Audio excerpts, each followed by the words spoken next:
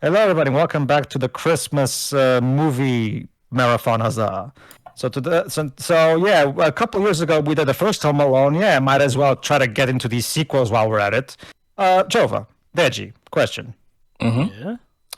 There's been talk in recent years of how the original Home Alone story would never happen in today's day and age because, well, kids would just get their cell phone and call their parents, obviously. What about this one? Would you say that this is a proper representation of what we like for a child to be lost in New York? Possibly. Uh, I mean, it sadly happens quite a bit. yeah. I understand, but that's being said, it still has the same problem as it's outdated. But in today's day and age, it's we just use a cell phone. It's not even a matter of smartphones. People don't get me wrong. People would immediately, post photos on Twitter, and Macaulay Culkin will be found immediately. Don't get me wrong. I'm not saying this is a. Well, okay. To be fair to you, I think this has to be put in the idea that he's that famous, because otherwise, as far as people would know, it's just a random kid on the streets. Unless he does mention that he's missing his family and all that. Okay, and for the record, but I'm not trying to diss the movie. This, I mean, obviously, John Hughes couldn't possibly put it to the future. That's unreasonable to expect that. It's the same thing that happens for a lot of horror movies anyway. Yeah, it is fun to talk about. That's all. That's why I wanted to bring it up. The point is, today we're doing Home Alone 2, Lost in New York, where the entire cast and the entire staff from the original film returned to do the sequel, including even John Williams providing a new score. So yeah. Okay, everybody. So let's start. I mean, I can go into other stuff about this the movie as we go along. So let's just start. 3, 2, 1, click. I'll admit. No, you go ahead, Joker. I'll admit, I kind of have a similar feeling to this movie as I do with Ghostbusters 2. Like, while I do get issues with the sequel, I do feel like it got a little too much hate back in the day, and I'm glad that hate has mellowed out. Again, pretty much similar to Ghostbusters 2. Though I do feel like Jova. What? That's the thing, Jova. Back when they first came out in theaters back in the early 90s, both these movies were actually critically panned. I'm not kidding. Look it up. It was mostly audiences that loved the movies. Wait, the first movie as well? Yes, the first movie as well, actually. Like The Empire Strikes Back. Well, both Richard Roeper and Gene Siskel, which were the most high-profile critics at the time, gave it a thumbs down. Interesting. They found the movie very mean-spirited because there was a lot of violence and everything. Old people. Oh, how dare people try to break into your house and you retaliate? Ruff, ruff, ruff, ruff, ruff. That's the problem with So what about? Sorry, go on. I respect those two, but a lot of times they had some really stupid takes. But even back in the day, go on. So about the budget, how much was this one, Dweebs? Well, considering they're shooting in New York instead of just in one house, I'm assuming it was. Not to mention we're gonna get a couple of cameos. Let's see. Oh boy! Well, to be fair, there's an actual reason for why. Wait, Rob Schneider in this? Yes, Rob Schneider. Yes, Rob Oh Schneider. my god, I forgot. Okay. Bless him. Anyway. Okay. Hold on, guys, one at a time. Yes, Jova. Go on, Jova. The budget was $28 million, and for the box office, it made $359 million.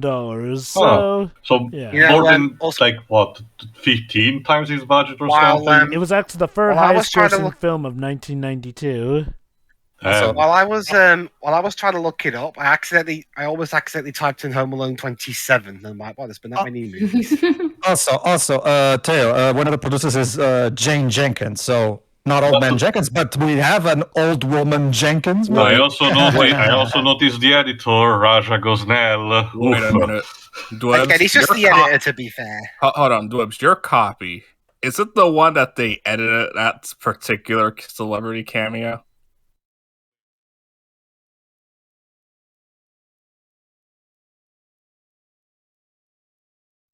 I don't recall them ever mentioning that. No, I'm pretty confident. Don't worry, Dutch. I'm pretty confident there's no different cuts of this movie. Okay. So if I understand correctly, Pedro, the entire family is basically with the same actors. Everybody returned. Yes. Oh wow! Talk about commitment. Well, that's the thing, Teo. The sequel was only made 2 years after. It didn't happen. So think of it like this: like they started shooting this a year after the first movie came out. So it didn't. There there wasn't that much time that passed. Not That really. tape recorder Kevin has, I used to have it. And Yeah, I don't yet, know it what does a happened. very, very, very extremely clear and well done recording. As someone who grew up in the early 90s, I can tell you that's bullshit. There's no way an early 90s tape recorder is that clear with its audio. I mean, More Yeah. Hollywood bullshit, Oh. clearly. I Oh mean- god. I mean, okay, unless you got, like, you know, a very pristine recorder, which is, you know, something that you could find in, I don't know, Studio Hollywood. It's a problem. Like I get that the McAllisters are rich. I get that, but I'm pretty confident those kinds of recorders were not available to public purchase. Oh, a the bit of Plaza Hotel. foreshadowing. So Yeah. Jova, that's your question. Is this an actual hotel or is it fictional? Well, they did film it Hold on. at the Plaza in New York. Yes, Jova. Yes and no. You'll see what I mean later. Ooh. I'm guessing an actual hotel, but with a made-up name. So No. let me get this straight, you moron. You literally unplugged your clock and you didn't bother resetting the time. Don't you know how these kinds of clocks work? I'm Actually, more baffled by the fact that usually that kind of model usually runs on batteries and not on normal electricity. to answer your question, sure I know. The Plaza Hotel is fully... it is an actual place in New York City, yes. All right. As That's for what I mean by the imposing. yes and no, oh yes, it's a very, very chunky one. There's a reason I said yes and no, though. Okay. And now we have Kevin spying on his uncle having a shower. Well, I mean, to be Well, to fair, be he's going fair- in there to get his tie. Yeah. I know. I was just joking. He's even keeping his eyes closed and everything. Thank you. I totally wanted to see that movie. I'd rather take Danny DeVito instead in his place. Huh. Funny you mentioned that, Tio. Okay. To the movie's credit, at the very least, it's not like in Dumbo 2019 where we have a full frontal shot of Danny DeVito's nipples. But before, I know, Pedro. You already told us, and I know also. I also But, watched I Saw Sun in Philadelphia. but yeah, Because I but totally before wanted they to go see on that. holiday, Kevin. Thank you, Tim. Yeah, but before we go on holiday, Kevin's got to do this Christmas pageant. Yes.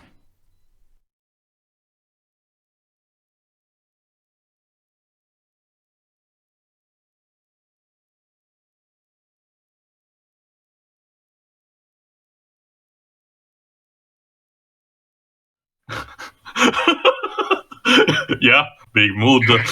Wake up! Yeah. Here This is actually one of the. Okay, one- this bit really makes me hate the McAllisters after this scene. Oh, well, it's okay. Well, that actually is a good segue into what I wanted to say there. So allow me. Okay, don't get me. Okay, here's the thing. I've always took the ending of the first movie that the family has now grown to appreciate each other much better, especially Kevin, because of how well he hung up all alone. You know, like we even have Buzz, you know, telling it's good that you didn't destroy the world, and then they kind of give a little bro fist kind of thing, kind of implying that that Buzz now has a newfound respect for Kevin. So having him go back to how he was at the beginning of the first movie, Maybe it's because he care discovered for that maybe it's because he's discovered his tarantula is gone. Okay. Also, I why are you guess. yelling at Kevin? You could clearly see everybody else bullying him, and you have no well, problem there. it's not even the family. The entire theater laughing. All those fucking adults. Everyone, What do you everyone- expect him to do? Like Kevin, like it didn't even retaliate. Reggie. Just to address I'm it, not- okay. the next scene is literally Buzz apologizing for what he did. So, no, it's not like they try and act like Buzz didn't do anything to give them credit. Yeah, well, okay, True. well, Jova, here's my big problem with it. He's not Um, sincere. Yeah, Kevin. Well, not yeah, just no that, Kevin duh. gets a. Hang on. Sorry, I was Yes, trying to make a yes, point there. Libs. Kevin gets a bigger punishment than Buzz. Oh yes, that is still a problem in that regard. However, I will say this though. I don't really have that much an issue with Buzz being a dick to him because yes, he learned to get respect from him. he still was going to act the bully here and there, though. Like, that wasn't something I thought was just going to get fixed just with that one movie. So, This line, Buzz though, being a dick again does kind of get me. I don't know. I just felt like, okay, I'm not getting me wrong. I'm not saying Buzz has to act like a saint in this movie, but I still feel like there should be some kind of balance, some noticeable growth from how he was in the first movie. Also, Kevin's right, because he didn't even retaliate straight away. Like, he waited for quite a while. He kind of just reached his limit. Pretty much. It was like a good minute before he retaliated. Very good, against his Sheila. brother. This is actually my big problem, that you'd think especially the mom, who was so concerned about him in the first place, you'd think she would, be much more understanding of his feelings, considering they supposedly they grew so much closer in the events of the first movie, but she doesn't. But you're about to see, actually. Oh my god, I have those same bed sheets as well. Yeah, this is Again, my issue. Listen to this My conversation. issue is, my issue is the parents being extremely unfair. Pretty much. You know what? Home Alone Actually, should have that been is about- what happened last time.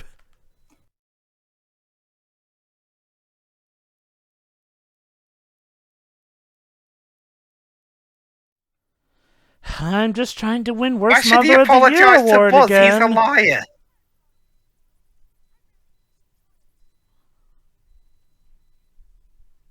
Again, just trying to win Worst Mother of the Year award again. Yeah, like... I mean, the dad's no better. You see what I mean, Sheila? This is my problem with this sequel. The growth that the character supposedly had in the first movie is nowhere to be seen. That's my problem. Is there like a time skip? There has A been a year. time skipped, A year. actually. So, A year? A year, exactly. This is So this I is thought they would exactly a have year. linked exactly. Yeah. My problem is that you'd think that experience, that's not the kind of experience you forget, even in a year. Like, okay, here's the thing. I'm not saying that there shouldn't be conflict in the movie. Of course there should. But there should, the growth that the characters went through in the first movie should still be on site in this movie. At the And it very isn't. least, the experience should have the parents at least trying to listen more and trusting a bit more, Thank Kevin, you. which they clearly do not. Also, That's exactly. The Wet And also, Bandits in terms of recycling, also foreshadowing for the Wet Bandits. It's like, okay, don't get me wrong. It's one of those things where, yes, of course, Okay, I like that. you need to have some kind of conflict that says, yeah. And once again, just like in the first movie, yeah. I mean, John Williams is even using the exact same track and everything. That's This is supposed to be our running gag at that point. Don't get me wrong. This movie is enjoyable, but yeah, there's that feeling of been here, done that. Never Oh, wait, but with the wake movie. yourself up. Wake yourself up. You're like 60. Yeah. While the movie is enjoyable still, yeah, the feeling of been here, done that is never really leaves the movie. We're basically going through the exact same formula. I do agree. Oh, sorry, go on. As Ted's Go on. mentioned, though, to be fair, up to this point, it is kind of the point to show how suddenly, wait, are we doing this again? Nope. Actually not. Like, okay, for this point up to that, I'm actually okay with the movie doing that because it's meant to set stuff up. Now, granted, there are some other things it does repeat where, yeah, even then I kind of have to go, okay, really, seriously? That being said, I do agree. Okay, here's how I would have done it. Yes, the family can still be dicks with each other. Like, family is always going to have those rough patches here and there. What I would have Yes. done is at least have the mother still... Ooh, money. Is at least No. have Still the... punish Buzz. Yeah. Yeah, I would have had the mother at least still punish Buzz, and the reason that she punishes Kevin is because, well, Kevin refuses to apologize. Now, how fair that is, one could wonder, but if at the very least she treated them both equally, that would be less annoying here. Like, okay, look, while I do see reasons for Buzz and the family to still be dicks, I do think also that, year or not, the lack of self-reflection is a little bit iffy here. Like, well, granted, do they confirm that it's only 1 year? Yeah. But they even said it. You got your wish last year. Maybe you'll get it this year. Like, so It's like next Christmas kind of thing. Literally a year after, Jova. Right, Literally a year. okay, one little correction. There was like one really minor casting change from the previous movie. Oh, really? Kevin's older sister Linny, she was previously played by Angela Gophius in the last movie, but here instead she's played by Maureen Elizabeth Shea. Give him credit. I She's guess. the only returning actress who didn't come back. Everyone else is back. Kevin's most of the brothers and sisters don't really matter. Like it's only Buzz and Kevin who really get any kind of focus. So you'll forgive me if I didn't notice that. But the point is, yeah. Now, Kevin, couldn't you wait until you were in the plane to switch up the batteries in the camera? God damn it. Pre 9/11 airport security. Never changes. Wonderful. Except it did change. I also love how this guy looks exactly like his dad from the back, which of course tricks him into going into this other plane. And unfortunately, his boarding pass is lost along there, so they can't even get a look to see which flight he was supposed to go on. Okay, I want to ask a question about this. Listen here.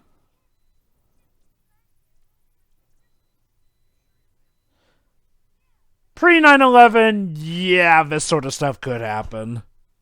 I guess. Also, especially considering he doesn't even name drops the family's last name, the McAllister. So of course, being vague enough, it's enough. Well, I mean, well, to be fair to you, knowing their look, there's probably another family name than McAllisters. Probably. Yeah, I can't think it could have been an extra line just to add still a bit more hilarity.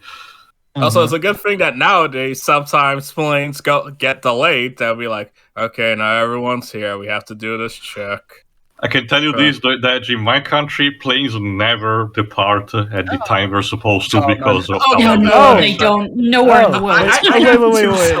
Wait. Okay, Tio, better or worse than the trains? Worse, trains actually do seem to be better, but Pedro wanted to say Really? something. That's irony. Hold on. Now here's another callback to the first movie. We don't understand French joke. Was that a thing in the original movie? Yeah, I remember that.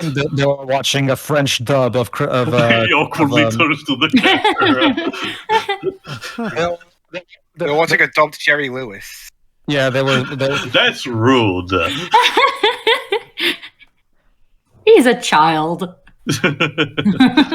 If anything, shouldn't the guy who's talking to him realize that the kid ain't exactly paying him mind anymore? Also, 9 hours. The New York bit. Maybe the punchline drove is that he's not just French but Canadian. So. Yes, Pedro? Also, 9 hour flight straight to New York. Man, it takes that long to go from Chicago. Wait, hang on. Wait, Chicago's not that far from. Yeah, New York, I'm like, why 9 hours? By plane? Maybe they're going to Canada first. Little drop off, that's a waste. Okay. She said straight non-stop to New York. Okay. Should it be? Hold on. Where do the McAllisters live again? Remind me. Chicago. Okay. So a flight from Chicago to New York should take 2 hours at best, I think. At most. Yeah, at most. But the stewardess said 9 hours. Wait. Hold on. Which plane was that? Was that the plane that the family's on, or the plane that the plane Kevin got on? The plane Kevin got on, because the McAllisters are going to Florida. They said estimated time flight is 1 hour 52 and 54 minutes. Also, honestly, I think Kevin got the better end of the deal. Even for the technology of the time, when you say, "Oh, maybe the planes were a bit more antiquated than now," no, it should still not take that long. I mean, he does have a point. Who really does want to spend Christmas down in hot, sweaty Florida? Who wants to go to Florida anyway? Actually, people who want to go to Disney World and Universal Studios. You're always in danger against the worst of supervillains, Florida man. Actually, guys, as someone who prefers the heat over the cold, I wouldn't mind it. Actually, to be fair. For the record, I'm saying this as somebody who has actually been to Florida. The things about Florida have. Yes, I've been to America a couple of times. Hello, I'm sure this was supposed to be a cameo. I've been Florida myself. Did you go to Disney World or? Yes, I went to Disney. Oh. Okay, I went to. I did the opposite. I did the opposite. I went to Universal. I love this one here. I've been. We did both. This is a Toons routine, basically.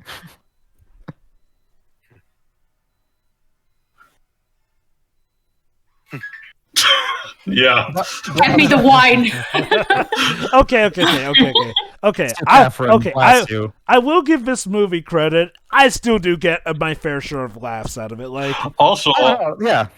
also, both Coca-Cola and Pepsi product placement in the same movie. Wow, you That's rich wild. motherfuckers. welcome to the Big Apple, kid. Honestly, I would be scared to visit this town because it's so large. I probably would get lost. Oh, New York is massive. I can tell you this, I already had trouble with London, even if it's not as big as New York. Put things in perspective. New York City is essentially London, but on steroids. That's the face of someone who got their soul sucked out by Shang Tsung. They work at an airport. Of course, they don't have a soul left in them. You know, I've never been to New York, but I have been to London, and I was on the Underground from Waterloo, and over the tannoy they said, "Don't forget to take your belongings and children with you when you depart." Yeah, it's a regular thing. So people That's get the only lost. time I've heard that. It's like, okay, people have left their children on this line. Yeah. Hey, I remember my- that bridge from the scene in Hawkeye. Oh my God! It's the opening to Full House. Yeah, kind of.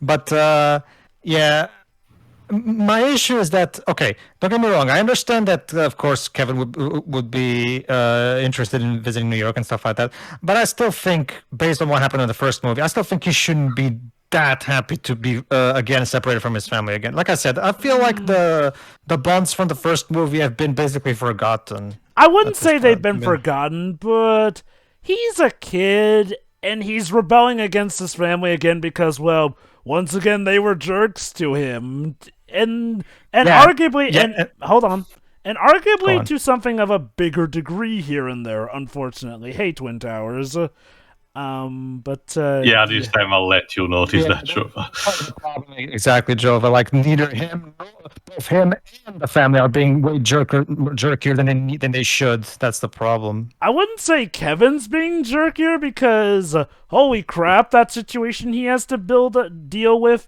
essentially here. Like, okay, look, I can totally get him enjoying this at first, you know, and eventually when the weight of everything starts to settle in is when he'll start to get upset, which, to be fair, that does happen later in the film when it does come to that. I mean, does, again, Jova. it's sort of, It does. I mean, again, it's similar to the first movie in that regard, only Yeah. to something of a bigger scale. That's my thing. It's one of those cases where, yeah, like you said, yeah, that happens, and yeah, it's basically what happened in the first movie as well. You think Home Alone 2 would have been better if it was Kevin and one of his siblings lost, and they formed a better bond like Kevin and Buzz? That could have been a potential idea, actually. Yeah. That sounds better than what Home Alone 4 tried to do. Oh yeah. What, the age, Kevin? Not only DH Kevin, but make a certain other character, well, you know, make one of the Wet Bandits look nothing like he did back then. I guess he got lucky and got Yes, a wife. Yes. Tell the truth. They are. Don't worry.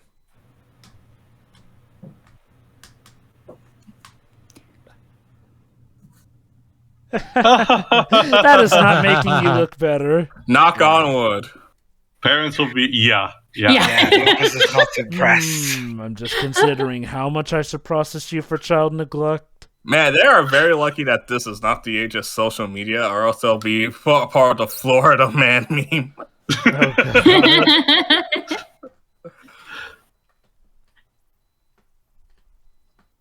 Everybody would be making threads on why they're terrible parents. You know what's funny? Catherine O'Hara plays a mother character on Schitt's Creek who feels like a critique of this character, in a sense. And yet that character ends up being a much better mother than she is in these movies.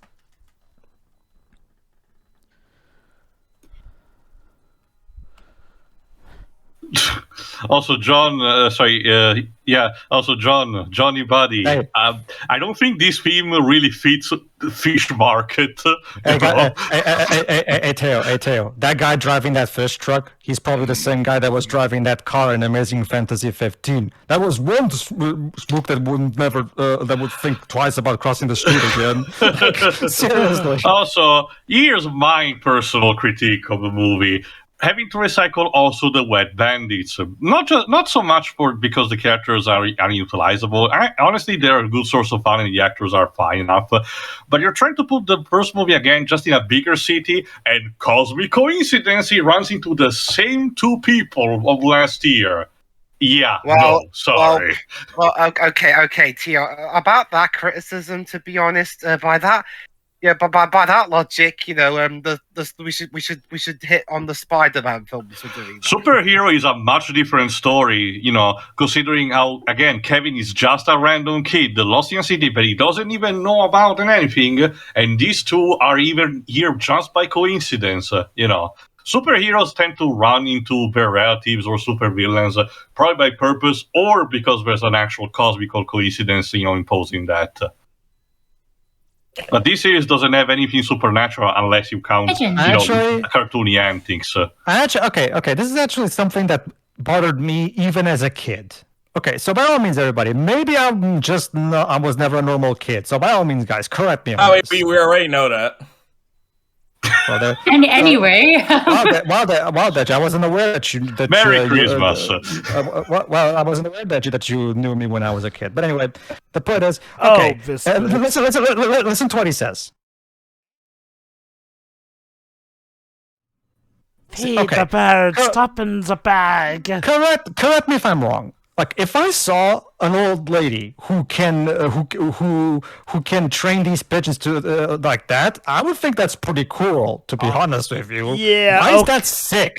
Yeah. Why is that sick? I think that's a synonymous, though. Like, he's actually impressed but frightened at the same time. Oh, there, George Washington compels you. Oh, George Washington. Okay. Not really, Tail, because he's like sick. Like, he acts all scared and runs away. Okay. Again, as far as I know, usually sick when exclaimed like that is usually to say a synonymous of cool. So I don't know. Oh well. Okay. Here's the problem. He did though. Go on. The movie tries to treat her like the equivalent of the scary shovel man from the last movie. Only, you know, in that movie, he could be legit terrifying looking until we figured out he was a nice guy. Here, what's scary about a woman with pigeons? She looks so kind and sweet, honestly. It also serves. I like this bit.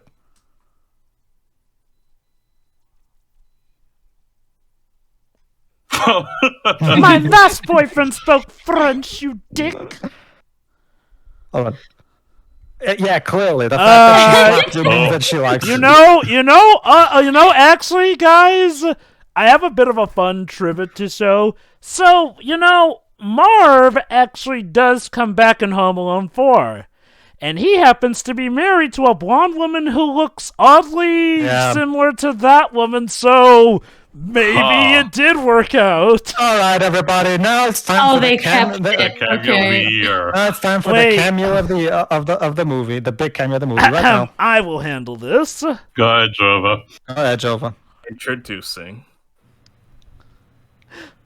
Oh my God! I remember that guy from Fresh Prince of Bel-Air. No, he's the host of The Apprentice. He was also on WWE that one time when he caused Vince McMahon to faint. Even back then, he had horrible hairdo. Also, hang on. He said down the hall and to the left, but he goes down the hall to the right and still ends up in the lobby. Maybe Kevin knew better and had to interpret direction in the opposite way. But yes. Fun fact. This hotel is actually owned by the Donald, or was owned by him. At that time, Fun fact. And so, Tim Curry! The best thing in this movie, and there's Rob Schneider! That's a fell boy. Oh, man. That's in the movie. What a roller coaster. Okay, well, I don't care. I don't like Rob Schneider, but he's serviceable in this one, to be fair. Yes, Dejimon? So, originally, they were going to cut out that that scene with Trump, but because it did well with test screeners, they're like, we'll keep it in because Trump had this mandate where it's like, if you're gonna record anything, I have to make a cameo into it. It was because it was being done in his hotel. Yeah. Why am I not surprised? So how do you like that? Donald Trump followed by Tim Curry followed by Rob Schneider. Yeah. Also, this is the most gullible telephone receptionist ever. What are I you know, talking right? about, Wibbs? This is totally the sound of a proper, respectable person. Okay, Tim Curry is an absolute blast in this movie. I know it's basically a given, considering, but this is honestly one of the movies I prefer him in. Tim Curry always makes everything better just by being in it. Why do all the receptionists have a death glare? Well, Because this entire movie. I guess it's Okay, part of Shira. the job description. Let me explain. It's when you're working in a hotel during the holidays and you have to deal with some random BS. You kind of Okay, I have a know bigger that problem. I know that in this day and age, it's a bit of a gamble or anything. But I can tell you this: I normally like to work on the holidays because I get paid more. I have a bigger problem mean, than I have a bigger problem, Jova, than the whole, voice recording distorted thing. Okay.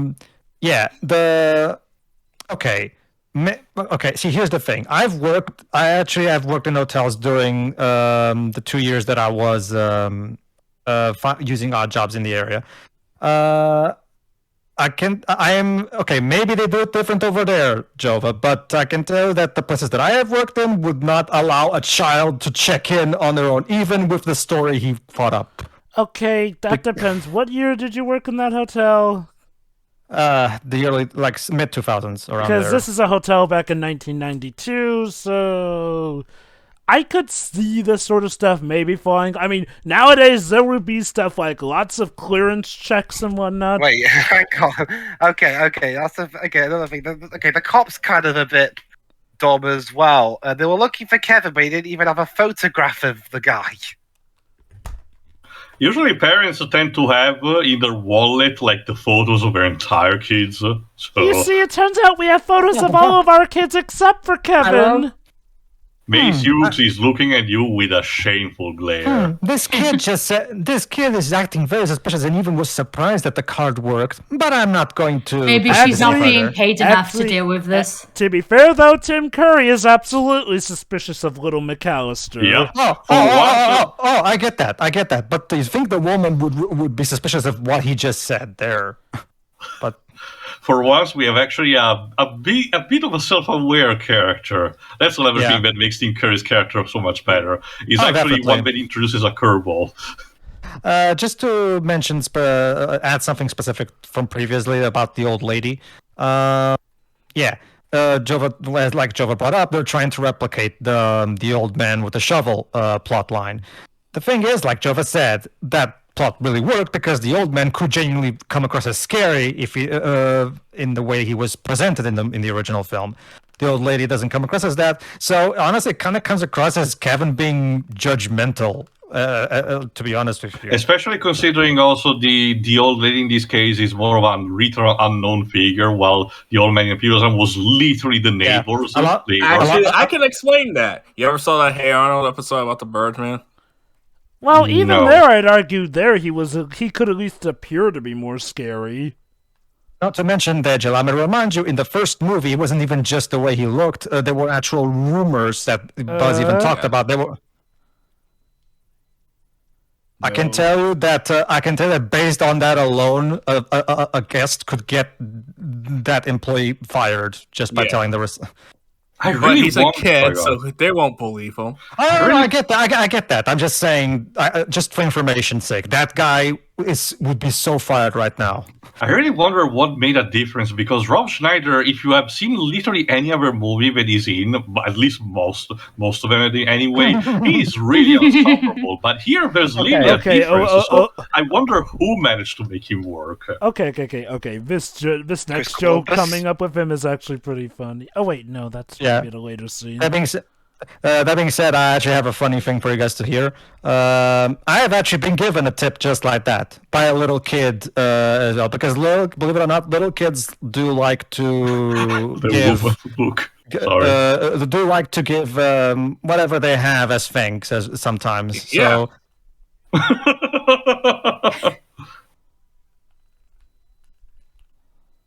You know, oh, so, hey,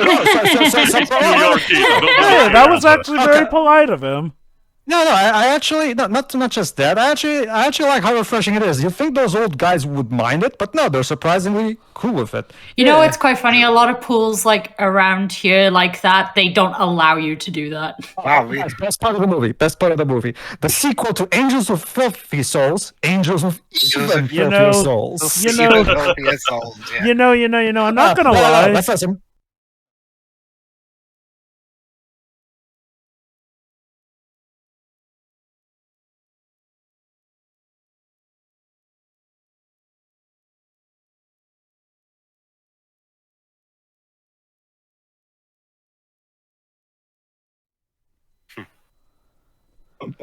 Rude.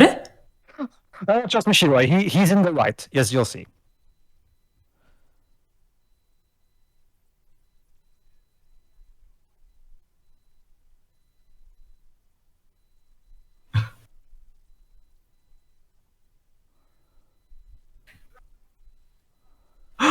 Oh, Yeah.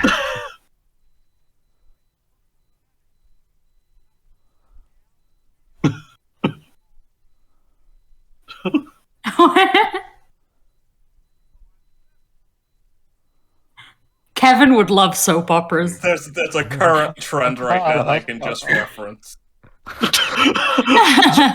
So does Johnny always have a Tommy gun with him wherever he goes? Of course, Always you never, get you never, prepared. you never leave home without it, Pedro. Don't you know? All right.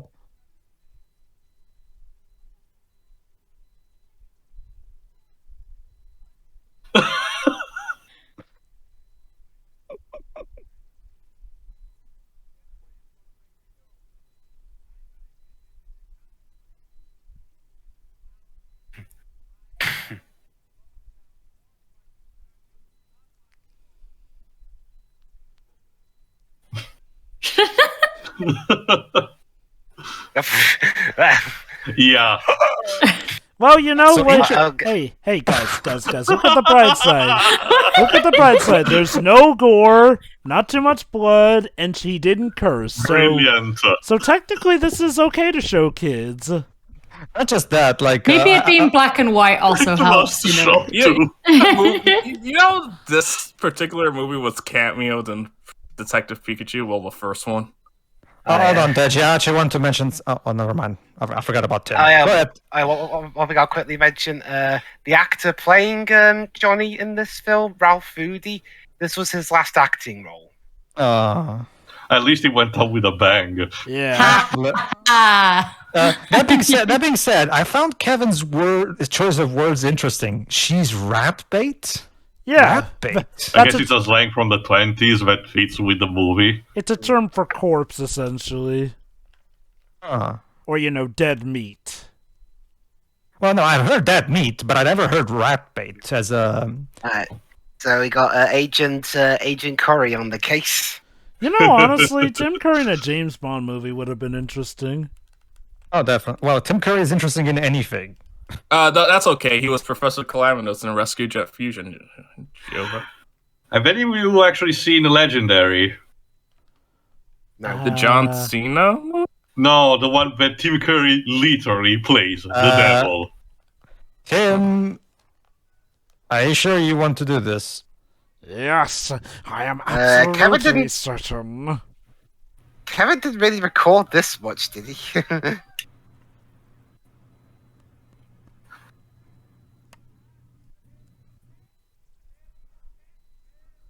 The heaviest cat you've ever did see.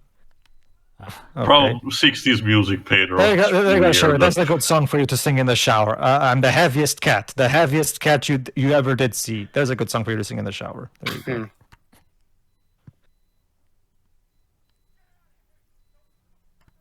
go. Hey, is now a good time to mention that Tim Curry actually does have a fear of clowns? Yeah. The irony. The irony, yeah. Idiot. In fact, he had so much of a fear that back when he was playing, he specifically asked that none of his scenes involve a mirror so he could see himself. This is actually a brilliant dissonance joke. So they came to Florida because of that, because it was hot. Turns out it's raining and storming. Again, that's actually a real thing. Yeah, You deserve like this, that. you terrible people. Sorry. Florida taketh, and Florida continue to taketh away. And not to mention, notice the lyrics of the song choice right at the beginning of the scene. It's the most wonderful time. Okay. Okay, so if I can give this movie one credit, I do like how it feels like the family who were jerks get a lot more karma as opposed to just being horrified. Like, in addition to being horrified, they also get a sucky vacation for how they treated Kevin. Huh. So yeah, Uncle Rob is actually living here in New York, so he's planning on visiting. Keep that in mind for later. Uncle Rob's in Paris at the minute. Well, yeah, but he has a house here in New York. That's basically it. Mm-hmm. See, this is exactly why I was so harsh at those first 10 minutes, because of the first 10 minutes being very iffy with the motivations and the overall fact that the family didn't behave properly. Now they're going to try to pull it out heartstrings, and the scene doesn't work nearly as well as it does in the first movie. For me, at least. To me, it's more the fact that, again, the family has been such jerks that they don't really deserve this kind of compassion. Yeah, that's the thing, that's the thing, Teo. Again, it's the problem that whatever they're trying to, once again, repeat a lot of the first movie, but nowhere near as well as the first movie did, because the first movie did such a much better job of making everybody's position feel relatable and understandable. Under other circumstances, Whereas, like with all of us have said, the parents in this sequel are way bigger jerks than they should, considering what happened in the first movie. Under other circumstances, I would believe something like the development team wanting to tell a message and saying, "Oh, a story just doesn't end with its end. There are consequences later, and it cannot always go the way you want." But I get the idea this wasn't really what Chris Columbus had in mind.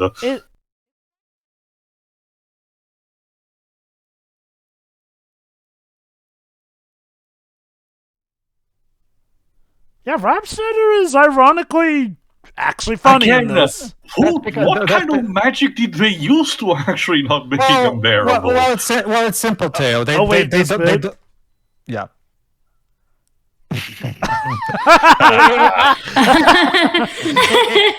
It's simple. Anyway, it's simple, Teo. They reined him in. They don't allow him to go all out like he usually does in his other movies. I guess it's just Happy Madison giving in carte blanche all the time. Then yeah, it is. Trust me. Like you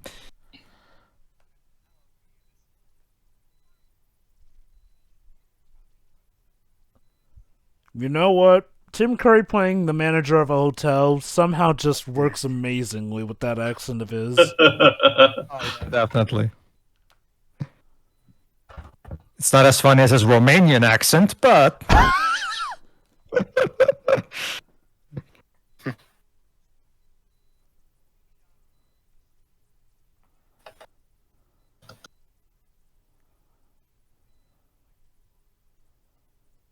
Yeah, by this point, he should be saying, look, we can't allow you to stay here because we need an actual grown-up to properly fill out the papers. Because you need to fill out papers to stay in a hotel. So to be fair, he did make the payment and whatnot. Again, this is 1992. You'll be surprised at how much stuff was actually more lax back in the early 90s.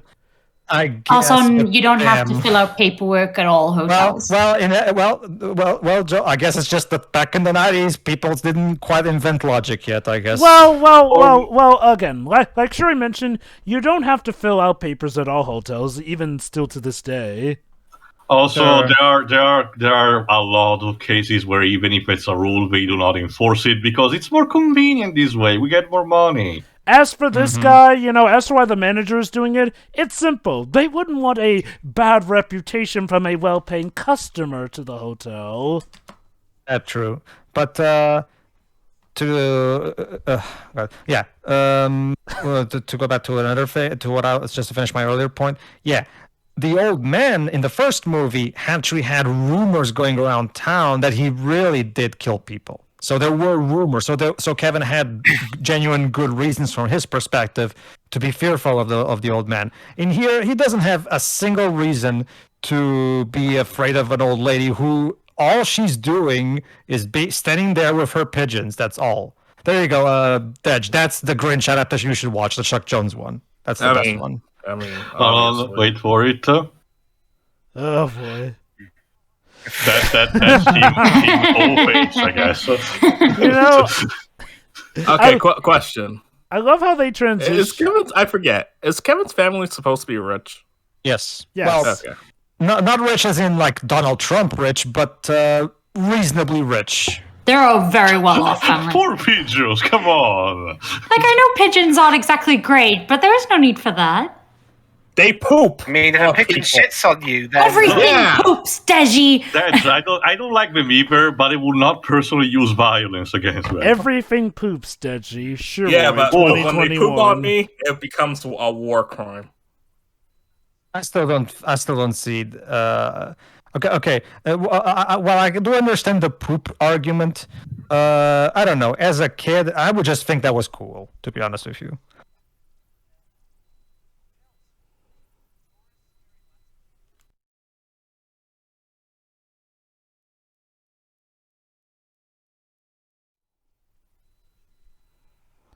Oh boy, would these guys have trouble in the present days when most stuff is paid by digitally.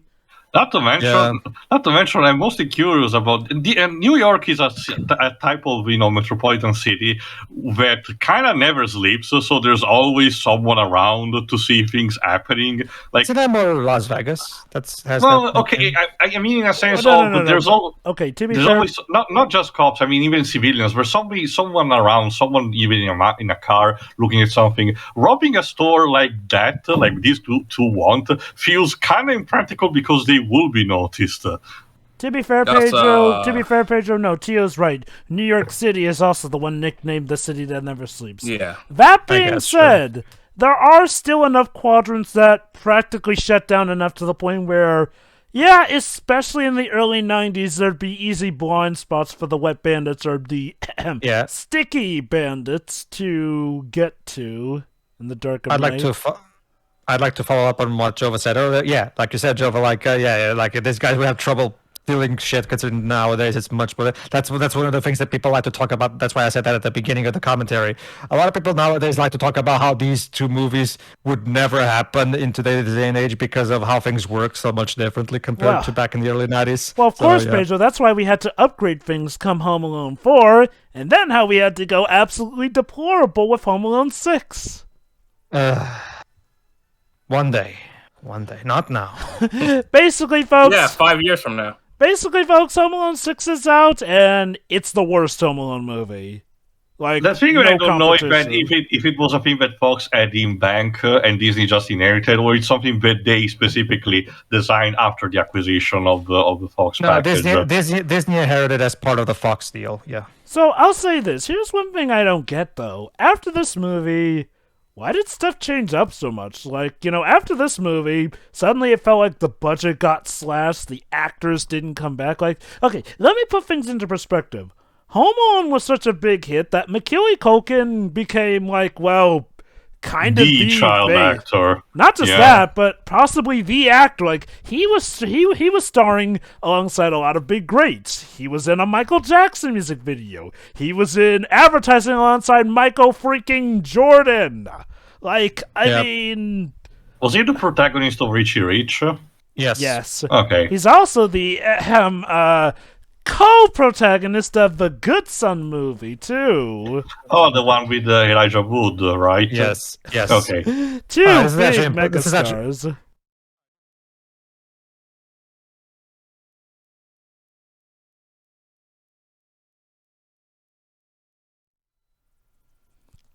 That's one way of putting it. putting it.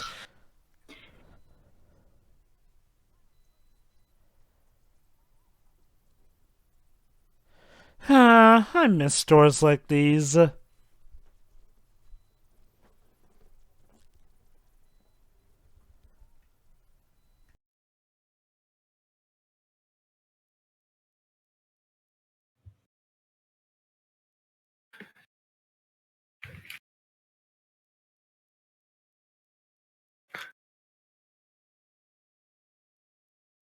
Because apparently, Mr. Duncan doesn't believe in banks.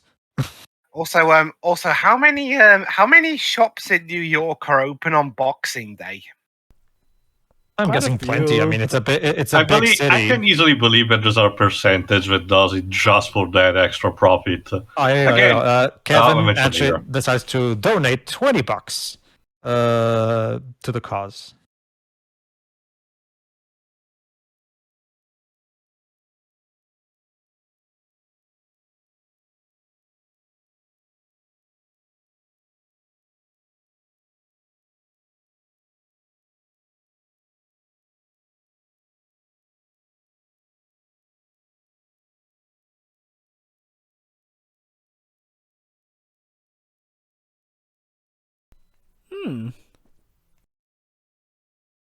Mm-hmm.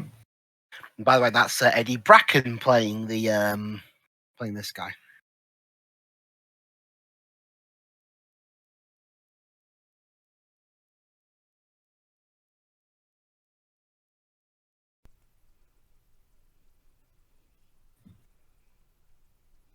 Bro, he's 10 years old. Well, hence why he included the friendship bit there, Dej. 10-year-olds can understand this concept. Also, platonic love is a thing.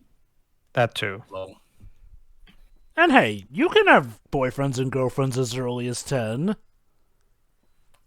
I mean, me and Vanessa were not quite up to that at 10, but we did start dating at a reasonably young age. Let me I put it forgot like if I this. ever asked this during the end commentary, Pedro. Did you also got a chalkboard on your head? I don't get it. No, Oh, look at that. That's a joke, but exclusive to us, Dad. You cannot be part of that. I'm like Gilbert. I wasn't a dick when I was a kid. I wasn't implying that, don't worry. Deji, if you'd like to know the don't context, you worry, should watch our own commentary. Don't worry, I didn't think you were. Anyway, Yes, yes. Gilbert? So it turns out the guy he was talking to was actually Mr. Duncan, the owner of a toy shop. Yeah, Mm-hmm. and there you go. Here's the big coincidence that Taya was talking about. Again, I wouldn't mind if it was located also in a smaller setting, because smaller city, even if it's suburban and everything, I guess it can make sense. But literally, New York, one of the biggest places on Earth, it's very cosmic, and for a setting like this, it just not. My suspension of disbelief does actually get kicked in. I mean, but hey, at least Joe Pesci is still awesome in this role. Like as always. I'm fine with both of them. Again, don't get me wrong. But I wouldn't mind if Tim Curry had been just the main villain for the movie.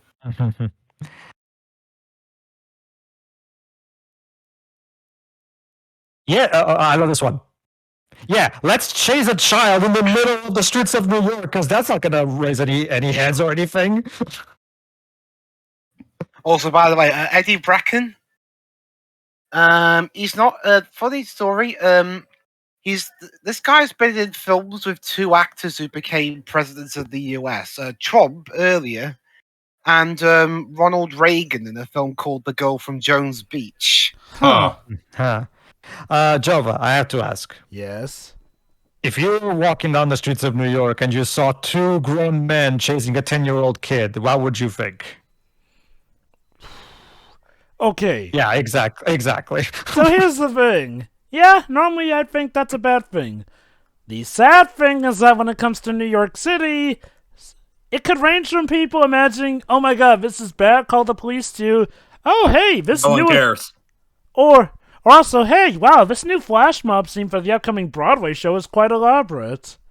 Because you would be surprised how crazy some of the flash mobs for Broadway shows can get in New York. Does did Stomp ever made one? Yes.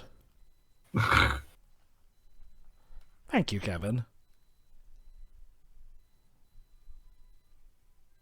Also, look at Tim Curry's smile right now. Yeah. In a moment. Oh, I'm going to enjoy crushing this kid. What a blast to the world. I know, right?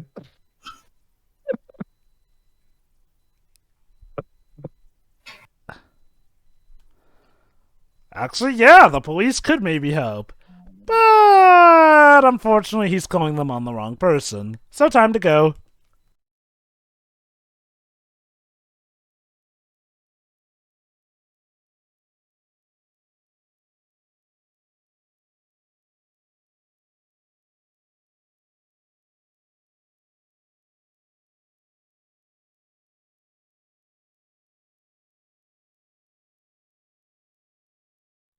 Going up. Ow. Going down.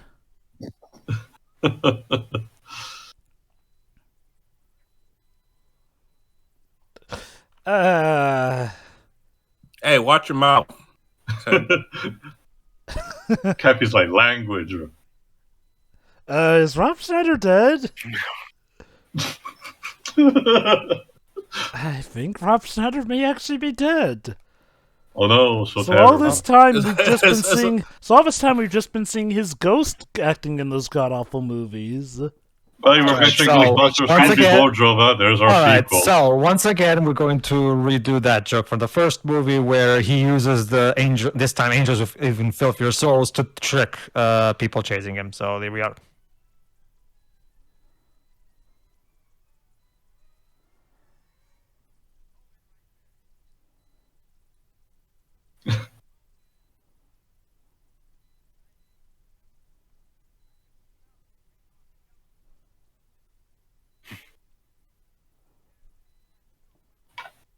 Mm-hmm.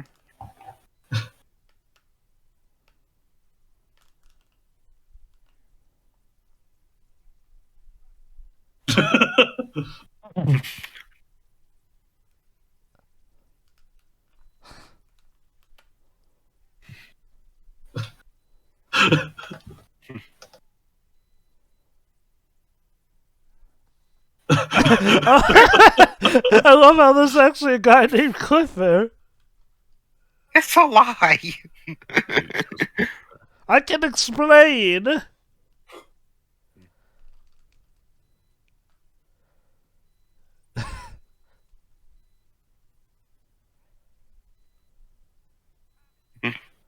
Doesn't anybody in this universe, aside from Kevin, know these movies? No, don't you see, Pedro? Kevin's the only one who's seen the full movies. It's a thing in and out of universe. How funny would it be if they would subvert the joke by having Tim Curry recognize which movie it is? That would That would have been been an interesting. That would have been an interesting twist, actually. Instead of just doing the same beat over and again. Although I will admit, Tim and company getting on their knees saying "I love you" is entertaining as well. Oh, it is. It is. That said, how funny would it be if somebody actually stayed all the way through the movie and realized, wait, it's Yeah. still going?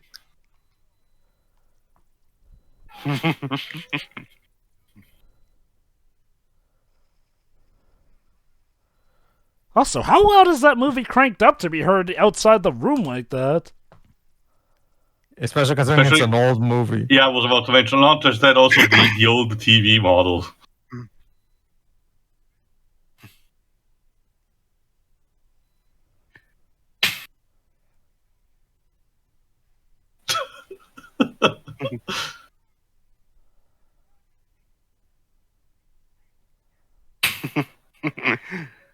All right, so that's that plot taken care of. Now, let's get to the Wet Bandits plot. Right now, actually. Did you mean the sticky bandits? Yeah, Sticky Bandits. Oh, snap, he's even got the burn mark there. Yeah, it's personal. That burn mark, of course, is basically going to be there forever. That thing is just... It's like the Gestapo agent in Raiders of the Lost Ark. Also a Fox movie.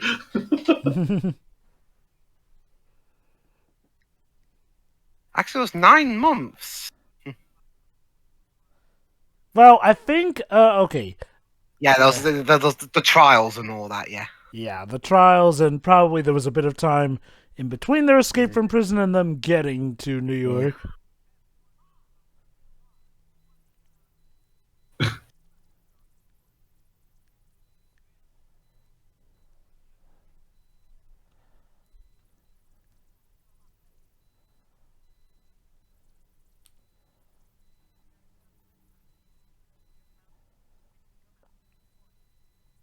Sure, what kind of film do you think this is?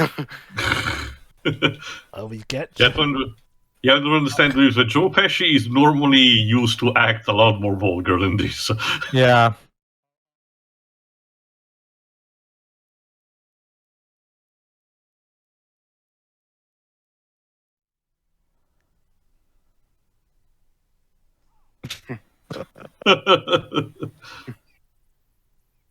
again. Ironically enough, going off of Home Alone 4, Marv might actually make it work with this woman somehow. I seriously doubt the filmmakers of that movie were that clever, Jova. They were.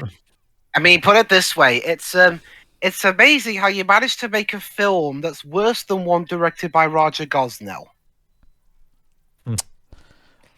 By the way, fun fact, apparently Joe Pesci did come back for the short Home Alone again with the Google Assistant.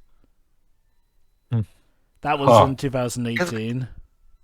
Well, the most recent film I've seen Joe Pesci in was that Netflix one with Scorsese directed. And Yeah, I should elaborate that was an advertisement.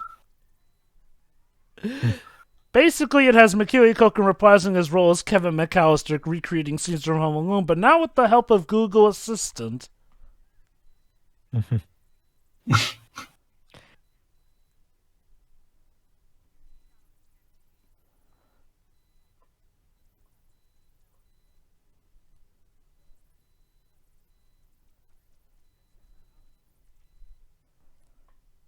That is true.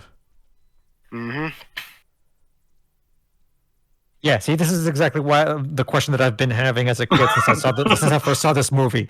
The way they talk about Central Park, like this is this hellhole that. Here in general, Peter, not just also on Trolley Central Park, a lot of visual media, like comics as well, love to portray Central Park as something big and mystical, you know, where weird shit happen, especially at night. Even though the only in the round Rigwood could not resist. Okay, and now Cary they're watching Grant, what are you doing here? Actually, isn't it Jerry Lewis again? But this time My in bad. Spanish. It's a French dub of an actual. This time, Actually, it's Spanish. Yeah. Yeah, true. You're right, Spanish. But the point is, it's a dub. So.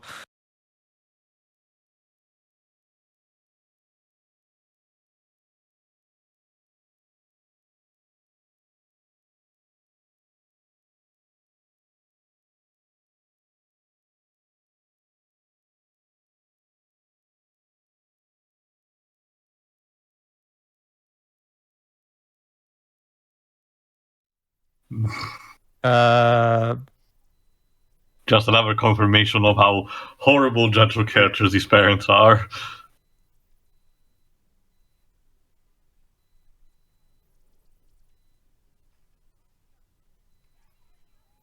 I mean, honestly, that's an improvement.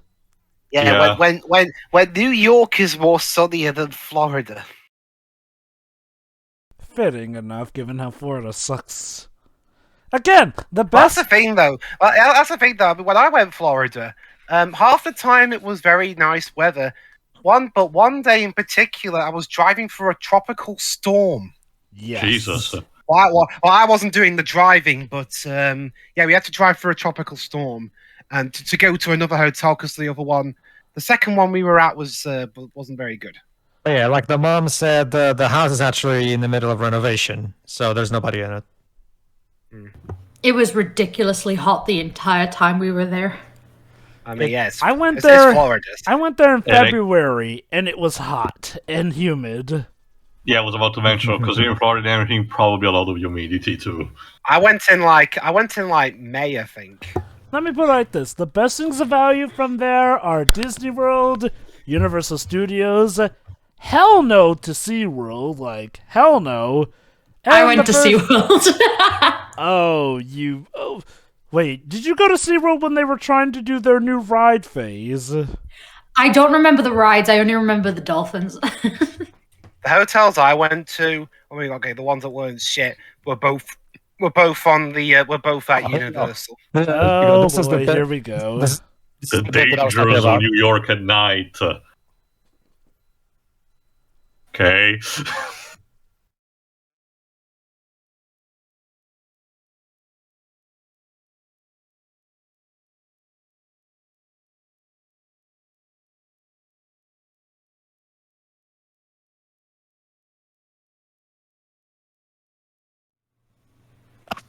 Thank Oh. you, Jova. Is that a common greeting?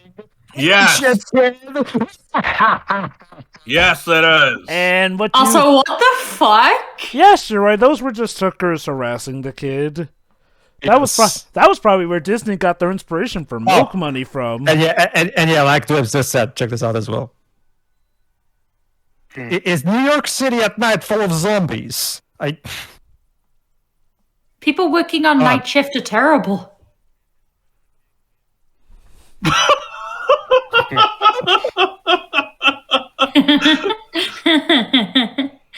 Although, honestly, to be fair, there are some parks in this country I would not walk through at night.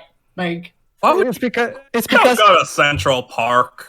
that should be funny. Hey, Shira, could you imagine yourself as a child and some grown up gets close to you and is like, watch it, kid. Hey, Dad. honestly, little me would have probably kicked them and run off. Hey, Dads, don't you remember that time when we went through Central Park and got hit on by hookers, had to escape demonic dogs, and even had to fight a dragon just to get out? That happens. Yeah. Oh, you fought a dragon? Cool. That's just a Tuesday. And they say that it's the Flatiron Building, the most mystical place in New York. Oh, so you do like birds? Then how come the old lady is sick? Like, Again, I still believe that we wanted to run over the whole that it's You know- cool or something, but again, there's still a bit of dissonance. There really is, because I get that. That's how I read the word, but the music made it sound like he was scared. He It was was. very the music, confusing. Shiroi. Not just the music, Shiroi. The way Kevin acts, like with that scared face and everything. You know, Pigeon lady. It's clear that the director didn't intend for. Oh no! She's gonna See? feed the birds! Toppings Oh, the so- bag! yeah. There you go. See, that pretty much confirms my point. There you go. Again. Like, you know the fact that there's literally a song called Feed the Birds, Toppins a Bag, which is actually, a heartful and cheery song, kind of makes this a little hard to be scary of. Now maybe... Also, Kevin, haven't you learned not to be judgmental of people? Not to mention Jova. Let's think about this. So you had that guy at the beginning. You had the hookers. You had the taxi cab, and this is the person that makes you scream in terror. This one. I get what Chris wanted to have is a build up until this moment where Kevin just explodes, but yeah, it's not as impactful. So, Dwebs, who plays the pigeon lady? Alright, let me I don't remember someone mentioning in the review I saw recently. I think it's The a British actress, lady, if I remember correctly. Anyway, but like I said, Pedro, hookers in a kid-friendly movie. Do you think this is where Disney got the idea for milk money from? Brenda Probably. Fricker, an Irish actress. And There you go then. no, sure, I'm not kidding. Disney actually made a child-friendly movie starring a hooker Sure, this who plot. was hired by a bunch of preteen boys. Yes, free What preteen movie? boys. Here's the Milk basic money. premise, Deji. Here's the basic premise, Deji. Free preteen boys want to see a hooker naked. Sounds like something you would want to take the whole family to see? And This yes, sounds like a Fox movie, not a Disney film. Yeah, this is a Disney. Is this one of their live action ventures? Yes, it was yes, a live yes. We did mention it already during Independence Day commentary, but it's understandable if you forgot. Don't get me wrong. Don't get me wrong. I understand the concept. Horny 12-year-old. I was one at some point, but that's not the kind of thing you expect from a quote-unquote family-friendly romp. Also, Okay, Shiori. Crazer. Like I said, I don't want to be violent against Pigeon, but this is not whimsical. Go away. Also, Shiori. This actress was also a semi-occurring regular in Casualty. Huh. Okay. I was going to say, Kevin, in quite a number of years, you'll be able to gift her Hatterful boyfriend for Christmas. Pretty much. So yeah, just like in the first movie, we're now gonna have a talk between these two where she tells her backstory and blah blah blah. So let's go. So that's the thing. We're like a little over the halfway point as opposed to. Huh. I think in the original movie, I was closer to like the final act. That's because unlike I'll have to do this. Could you check for me how long the first movie was, real quick, while I make my point? What? The first Home Alone? That's the Fidelis. first Home Alone, yes. That's rare for America production. Wait. Because Joey makes a That's good one of our point. Christmas classics that we like to play around the time. I don't remember seeing it a lot in movies. The first Home Alone is 103 minutes. Huh. So a total of about more or less A 20 quarter minutes hour. shorter. More or less, yeah. Okay. It is interesting that not only is it mostly the same story, it also is elongated, like Jova said.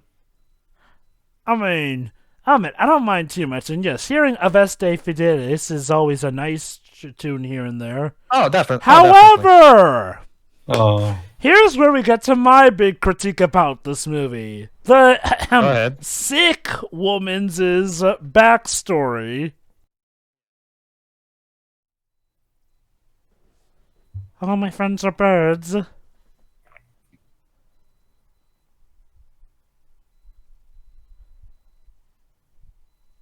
Uh-huh.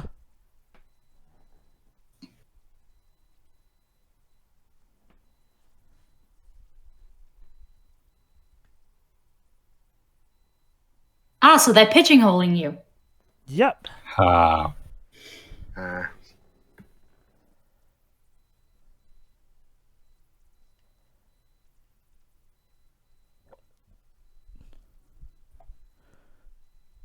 So what made her homeless and down on her luck?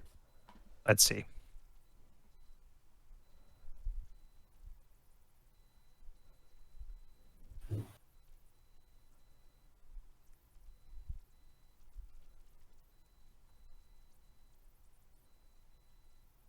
And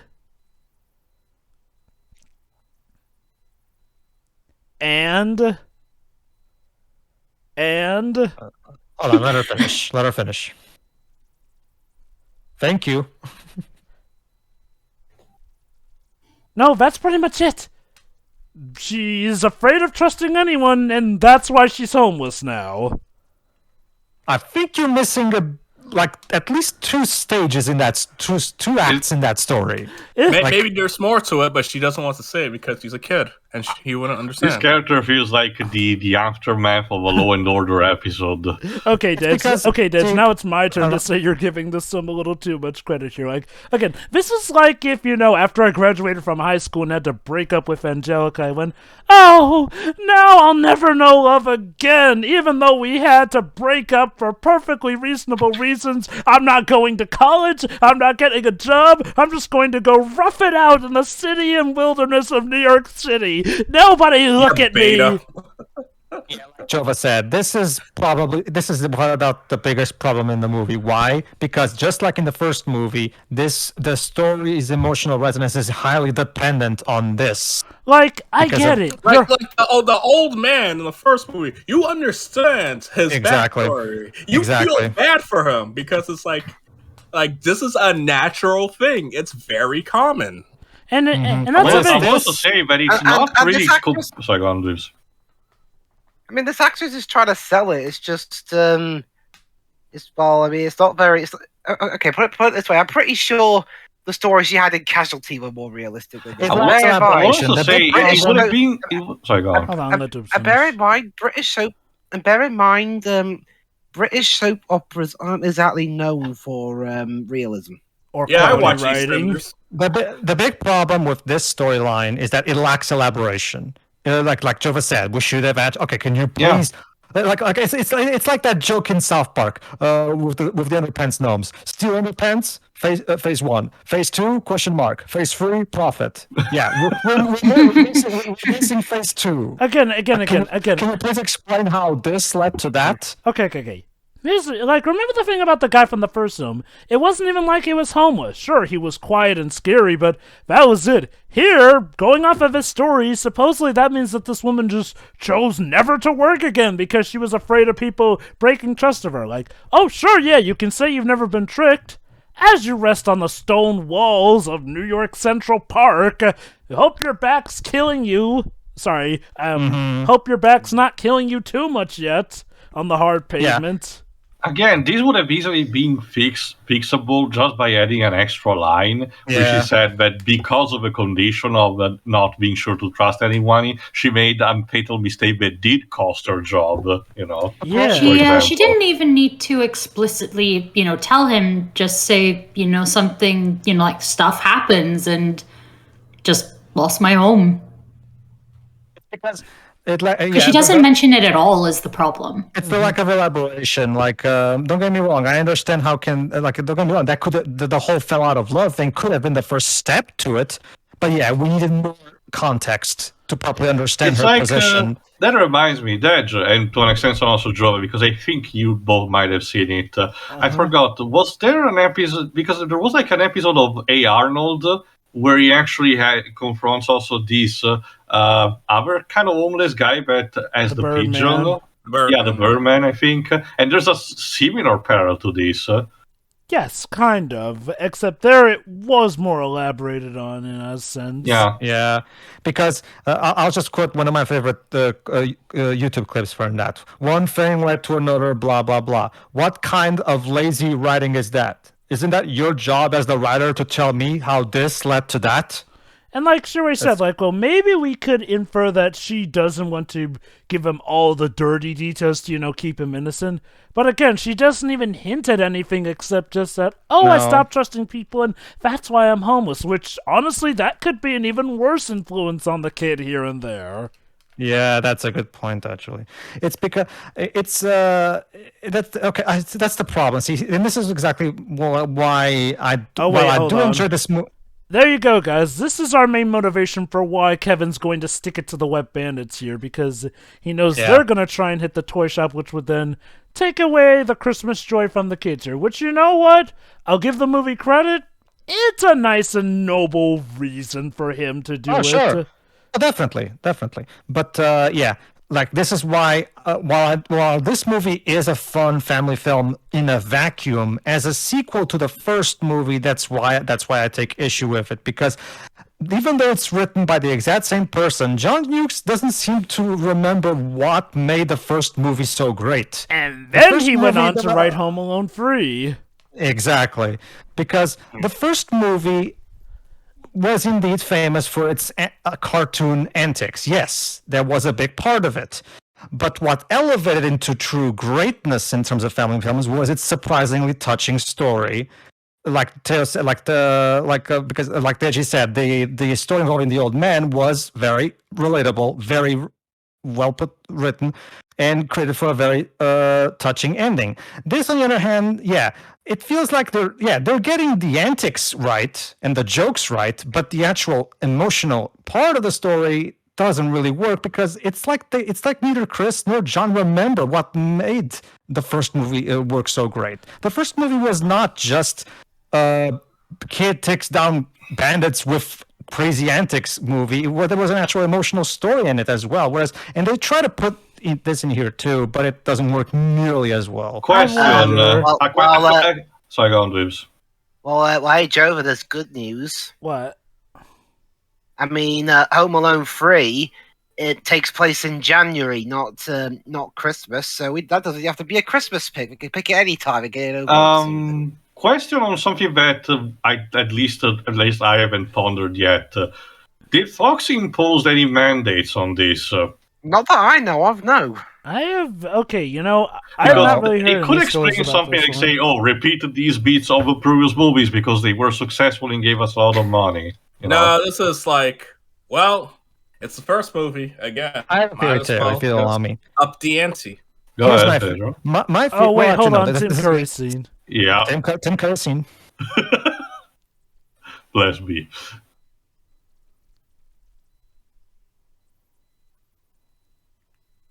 Thank you. See? Not really, honey. No, not really. All of you are fired. Well, Job, it seems like the mom agrees with me. What kind of hotel allows a child to check in alone? So there you go.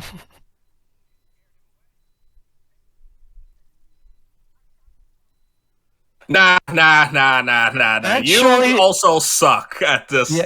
parenting stuff as well. Yeah, that's also a good point. Yeah, it's not. No, don't deflect Again, blame. this is also honey. why I question what just now, because this scene where the parents actively critique an action that is being previously done in the movie that did felt, reasonably stupid, seems kind of a bit of a writer's revolt kind of thing. So,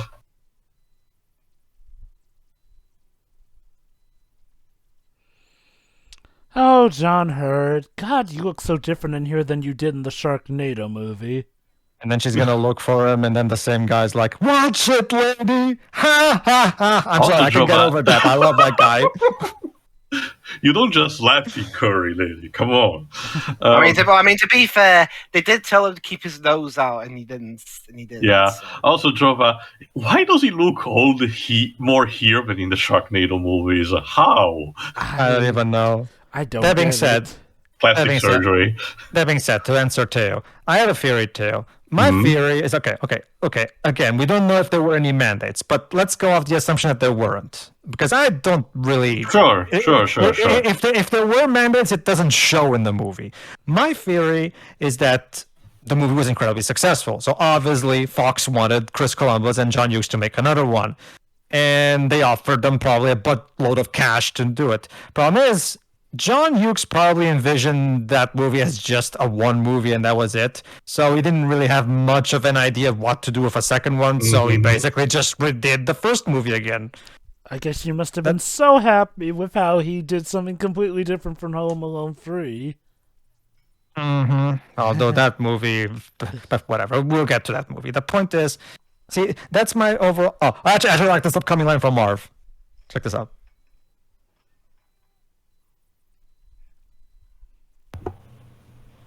The confirmation that Marv is Jewish. So there you go. That's And again, let's have not just Christmas involved. Sure, I'm okay with that. The Yeah. point is, that's basically my overall consensus when it comes to this movie. It's a good movie in a vacuum, but as a sequel to the first movie, that's where I take an issue with it. It doesn't, because the movie doesn't understand what was the magic of the original. I actually Actually, do wonder, go on. like, Yes. if this had been the first Home Alone movie, do you think this would have gotten better reception overall? You know, Yeah. Oh, Oh yeah. If this was the first movie, then yeah, that would have been fine. But yeah, no, I understand Jova's point. I do. I do wonder something else, considering what we just witnessed. Wonder what's the quintessential Hanukkah movie, you know? And no, before you ask, no, 8 Crazy Nights does not count. that's the thing. I don't think there are many Hanukkah movies now that I think about it. I Eight love. Crazy Nights. I It's love an it when animated movie by P. Madison, and it's horrible. Hey, Dwips. Nothing Yeah? like a Joe Pesci yell, but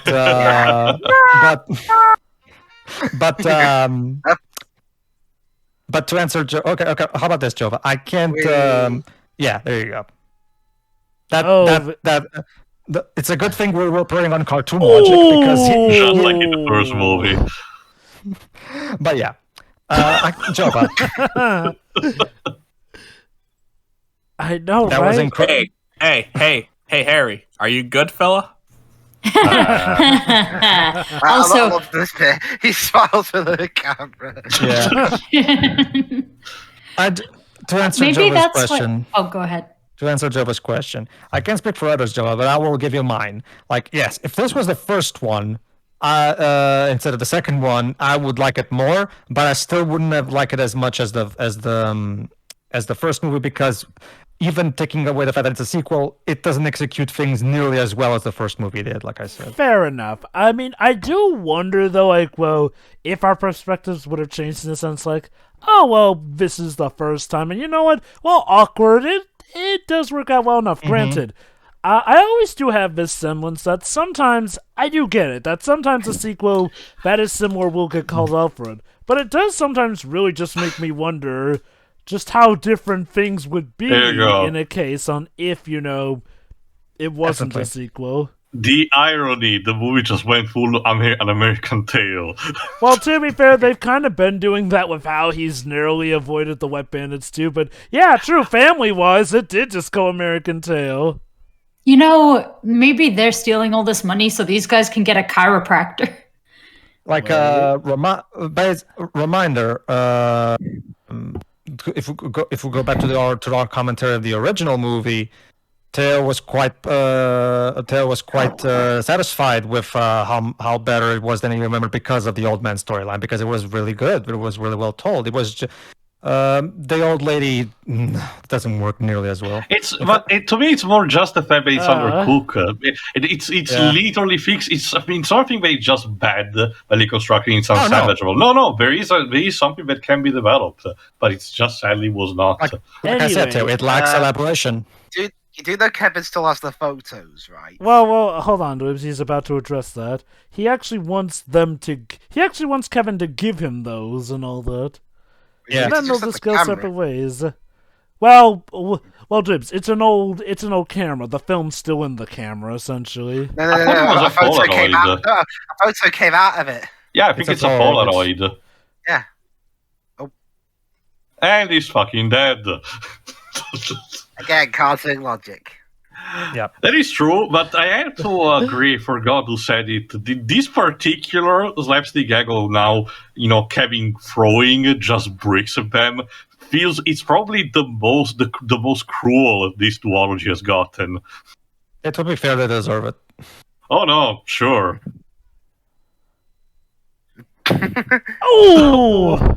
Also, the thing is, he isn't even just dropping them. The first one, he literally just threw it down as well. Hey, Jova, maybe this scene explains the plastic surgery Marv gets in the fourth movie. Oh, come on. Was that like a contractual thing? We cannot injure Joe Pesci with the brakes.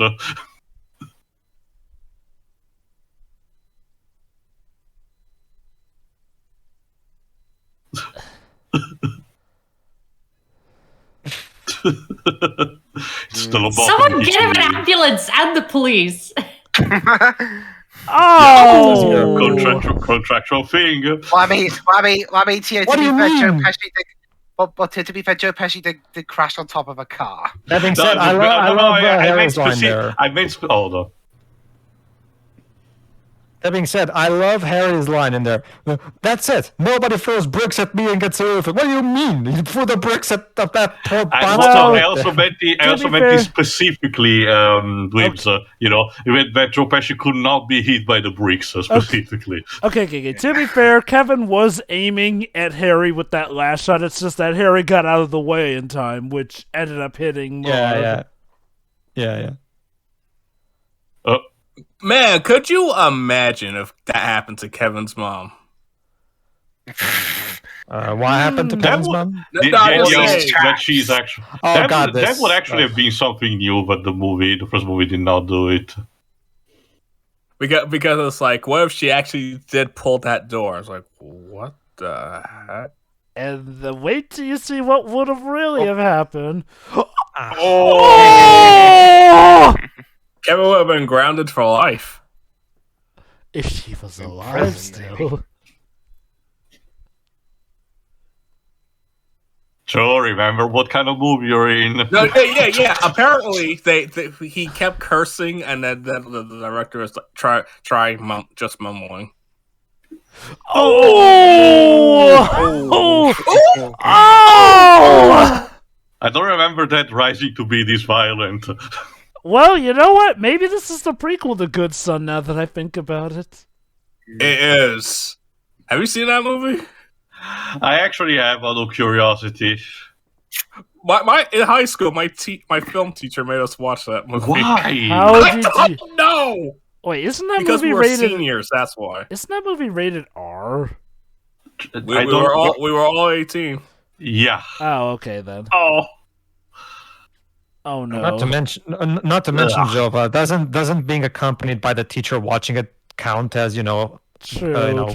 And Dead Also, did I mean, specify that they were seniors as well. Also, funny story, guys. Sorry, go on. At one point, one of my school accidentally showed us a bit of Austin Powers, the third movie. Oh, nice. Also, I can't remember. Sorry, I'm pretty sure we might have it illegal. Oh, that's I don't.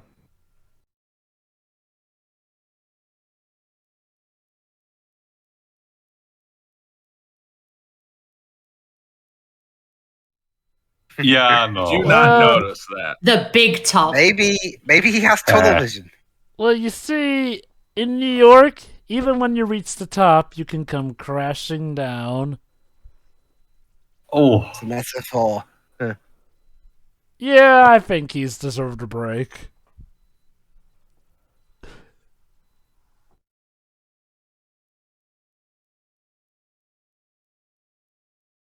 I wonder, was it intentional to get Joe Pesci in the idea that this is essentially Kevin taking on a high-ranks gangster?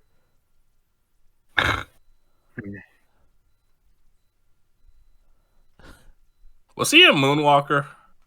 Yes, Yes. he was the villain. Yeah. I guess it's like whatever. I forgot the villain was called like Mr. X or something. Mr. Big. Mr. Big. Mr. Big. No, not the one from Sex and the City. I usually just call him Joe Pesci because that's what he is. He'll be okay. I mean, if they survive the first movie, they can survive everything. I like to imagine that this is what got Harry to quit, but Marv was such a glutton for punishment that he still stayed in the game. I think you may need to check him for a concussion and several other brain hemorrhages and It's stuff. okay, you know? Sheila. Remember, we're operating on cartoon logic. So He's clearly not okay. Yeah, like, I mean... Like, forget cartoon logic for a second. He is not okay. After the fourth brick, the lobotomy should kick in.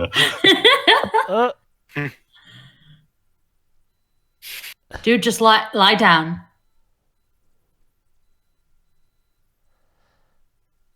Okay. Hey. Oh? I mean, he tried to stay still. Oh no. Oh. Oh. An attempt was made. Yes.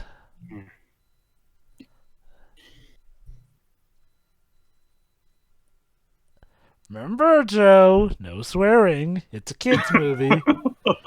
he's basically doing the Motley thing.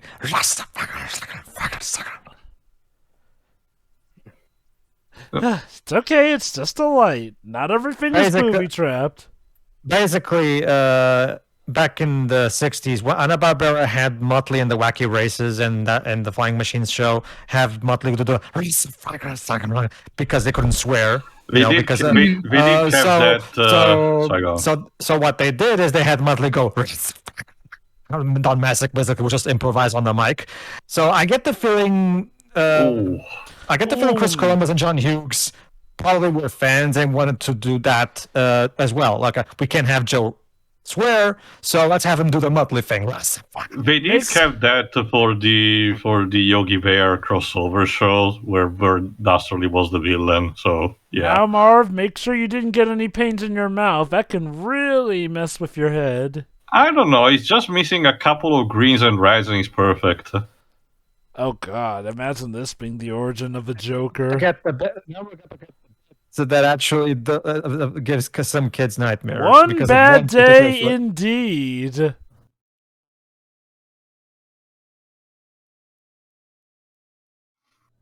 Yeah. Let's crank it up just a little bit more. Hold on. And there you go, kids. There's your nightmare for the next few weeks.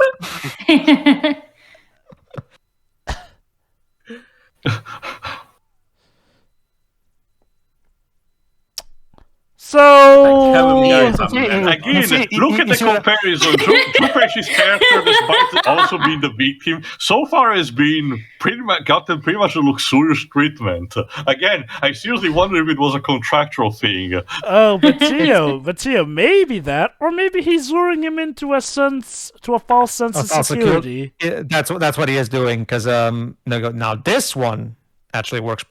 He's gonna hit him with a truck. So, you were saying, Tio? There you go. That was the whole idea. They wanted to. I kind of wish the whole movie would have been like this. Take off the hat. I kind of wish they would have done more of this for the movie, subvert the jokes from the first movie. Because up until this point, they've basically been doing just repeat. But in this one, they're actually trying to subvert things a bit. Well, I mean, look, it's the big money-making scene of Home Alone, the bit with all the traps or something. If anything definitely had to change up and be different, it had to be this. No, that's more like it.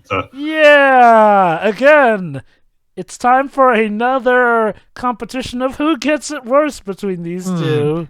I don't know, guys. Maybe this movie would have been better if I actually sympathized with the Sticky Bandits. You mean the original concept for Home Alone 3? Allegedly. Yes.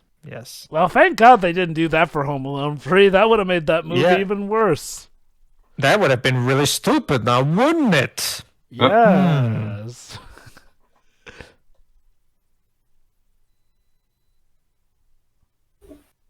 Okay, I have to say, Kevin, after electrocuting him to death, this one trap feels tame by comparison at this point. I guess Kevin figured he needed something of a break. I'm pretty sure he didn't know the exact order in which we would have been That activated. said, though, I'm gonna have to agree with Shiroi that he will want to have his head checked after this. Oh! Shoot!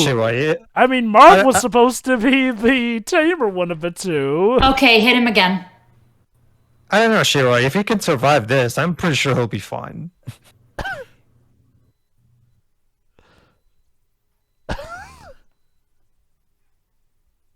Okay.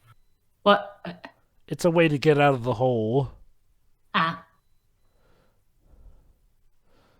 Yeah. Come on, Marv. Hang on. Literally. Oh no. Oh dear. Just pull yourself up, dude. It's not that simple. No.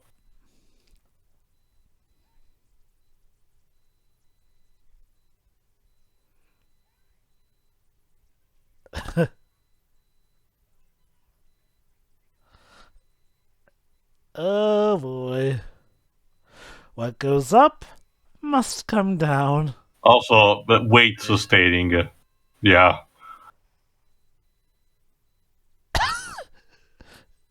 Just let him lie down for a bit. There you go.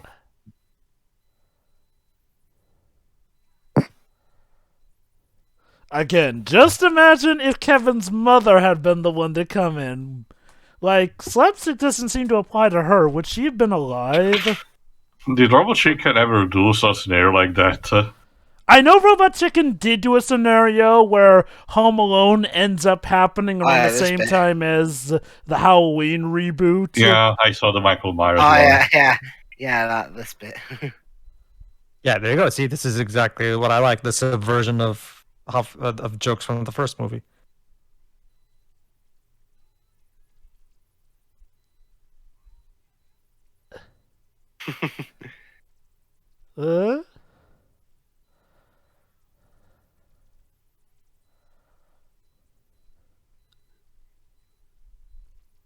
But yeah.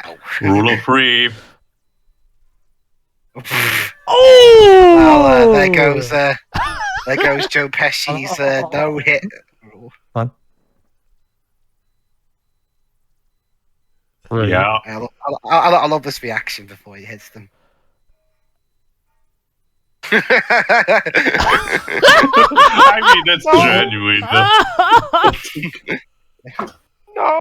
You know, at what point does it become that they can actually liably sue him for damages?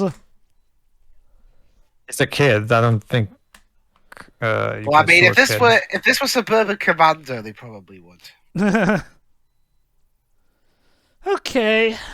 Let's throw just a little more weight onto it, shall we? What are you, nuts? This is the 90s. We're gonna sue you. Yeah. What movie was that from? That was Suburban Commando. Commando. It's a bad movie, but it's actually pretty fun if you just watch it yeah. as a comedy. And I'll admit Also, that... Daniel Stern a lot louder in this film.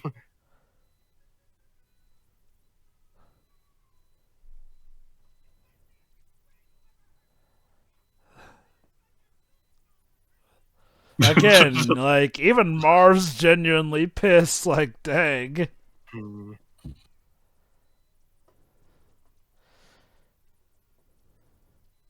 Wait.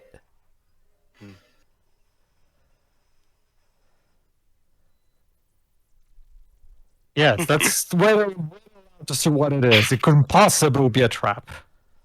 Okay, I believe you. Oh no! Oh god, could you imagine the Home Alone? Pancake. Kingdom Hearts 4 so has a Home Alone world. Or at least a mini game could work. Yes, Sora creating traps to topple down whatever new organization we're gonna have him for. But Donald and Goofy accidentally fall for it. They're fine though. Yeah. They'll be the Marv and Harry and Marv. Alright, now it's time to really ring in the New Year's with a warm greeting.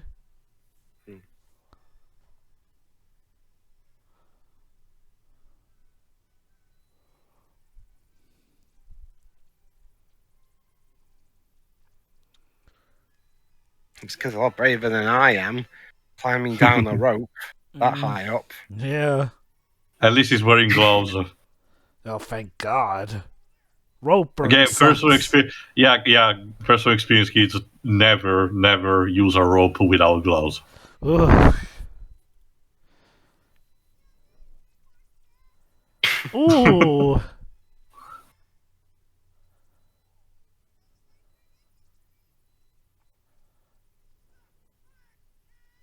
Yeah, that's fair.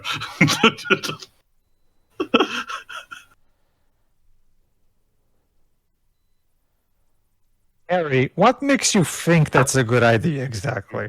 I think at this point, Pedro, rage has overtaken rational thought. Yeah. I guess. Like, the need for vengeance is consuming their souls. Clearly. They're angels of even filthier souls.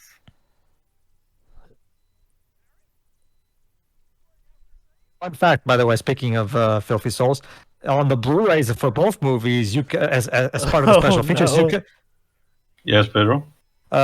In the Blu-rays and DVDs, as part of the special features, you can actually watch the actual proper clips of those two movies, Angels with Filthy Souls and Angels with Even Filthier Souls, like the actual footage. Cool. That was so you can actually view it properly without not via the TV of the movie, but actually the actual footage that was made. I think the term you're looking for, Tio, is hot as hell. So at this point, it's literally. I mean, Is, they do. I mean, they knew before. At least Harry knew before that it was soaked in kerosene. Is And no only one coming home down and anyway. is seeing this? Well, No, remember, they're restructuring the entire place. Remember, Shiroi, if there's one thing I've learned over the years, is that apparently people in New York see the most horrible things happening around them, and they don't do jack shit. oh, what a wonderful shower. It's called walk away. It's probably enough for you. Again, I want no part of this. again, Or call the cops. again, whatever. that's the thing. Some people might think this is an elaborate Broadway flash interesting- mob. It's interesting you said that, Dash, because that's exactly what he's doing. You'd think he would have done this at the beginning of this whole thing. That definitely would have helped. Well, to be But fair, whatever. he's planning to lure them to Central Park. Watch it, bandits! Ha ha! I know, I'm not getting over that. I love that character. Again, honestly, the one that comes back to me more is just the two hookers. Like, what were they planning Oh. to do? Shake the kid down for money or something? I know. It's just that It's just the way he delivers that line. It's just so. Wee. Oh, snap. This time Culkin gets in on the slapstick. Yeah, just like the camera did just then. Yeah, needless to say, they're pissed. Also, Pager, is it true that these movies are shown around Christmas Eve or Christmas Day, often in Portugal? Yes. Oh, Very. no But surprise. Practically every year. Well, they're Christmas classics, Dwibs. Dwibs. I mean- Dwibs. Do you know how I mean, popular? Channel 4 shows it almost every year around here. Do you know Yeah. how popular these movies were? Like, they were insanely gangbuster properties Well, here. I mean, I can speak for all of your countries, but over here there is still an holiday tradition. Let me put it this like day. this.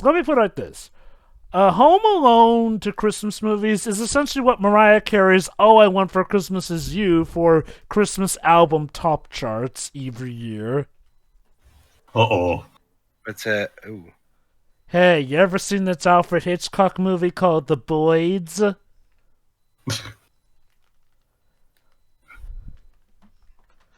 means I'll even go look at this point anyway. Marv feels a disturbance in the force. He is literally about to shoot him, like, damn. Well, they were also planning on killing him Yeah, in the the first movie. the god doesn't even work. It's No, really no, bad. no. It's more. No, actually, it's more so that his fingers are slippery because of the. Yeah. Birdseed!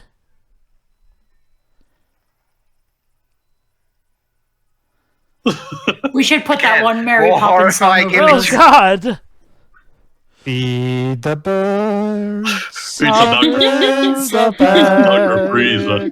Toppins, Toppins, Toppins, a bag. Perfect. It fits perfectly. Jesus Christ! They're eating them alive. And she's laughing. You're laughing at him. All What in a day's charming, work. charming Christmas day this is, eh, Shiroi? Yes, absolutely. And now, let us put a cherry on the top. Peanut bomb cherry. I also like this line coming from the cop here. Woo! Oh, listen, I like this line from the cop.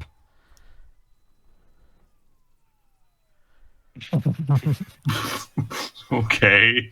Well, remember, Teo, that's what Americans do in the 4th of Yeah, July. you know, They- but the fireworks are not that impressive, to be honest, for 4th of July.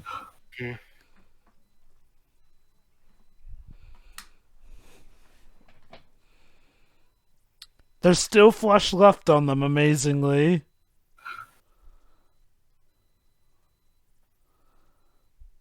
They were cocked blocked.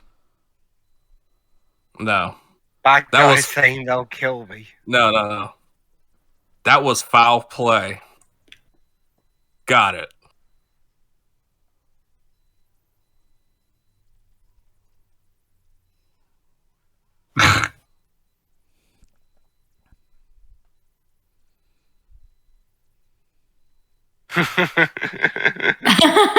It's the bricks. You Yeah, know, he's been You're hit in the the head dumbest criminal several ever. times. you know the ironic Also the thing- electrocution. You know the ironic... Yeah, you know what, to be fair, Marv got assaulted in the head several times, so... I'm gonna give him this one. Yeah, and I love how Harry just gave up trying to stop him and helped him spell sticky. And you know what's ironic is the fact that going off of Home Alone 4, it's Marv that escaped and not Harry, apparently. So, maybe Marv was secretly the smart one all along?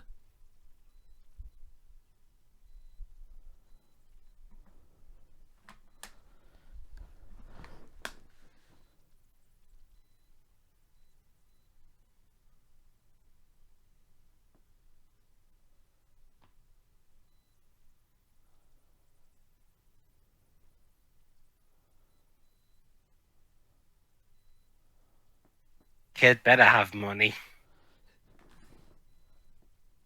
I'll be. That kid's a superhero. He still owes Oh, me no, money, it's but like he's a it's funny. superhero. Well, Well, Jova, considering this is owned by Disney now, you could say this took place 20 years before the attack on New York, so they'll be meeting superheroes soon. Probably. Hmm. But wait, hold on. If this is happening in the 90s, shouldn't he run into Carol Danvers and Nick Fury? Yeah, that was 1995, I think it was.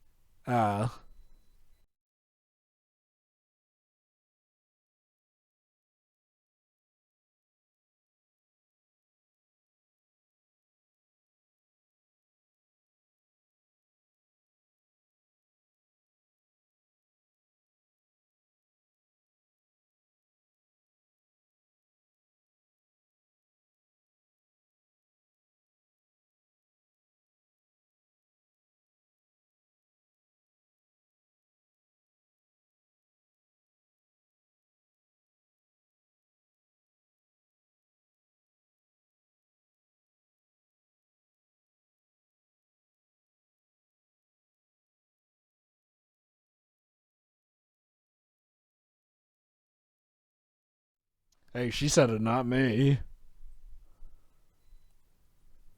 I know this because I've left him home alone before. Ma'am, you do know that child neglect can be a very serious crime, right? Right. So, have you ever thought that maybe you're not that good a parent when you get right down to it? Maybe. Yeah, you're under arrest for suspected child neglect. Oh, Rockefeller sensor. Wait. Sorry. Unfortunately, Nintendo New York wasn't a thing then. Alas. But hey, she can see the rockets. And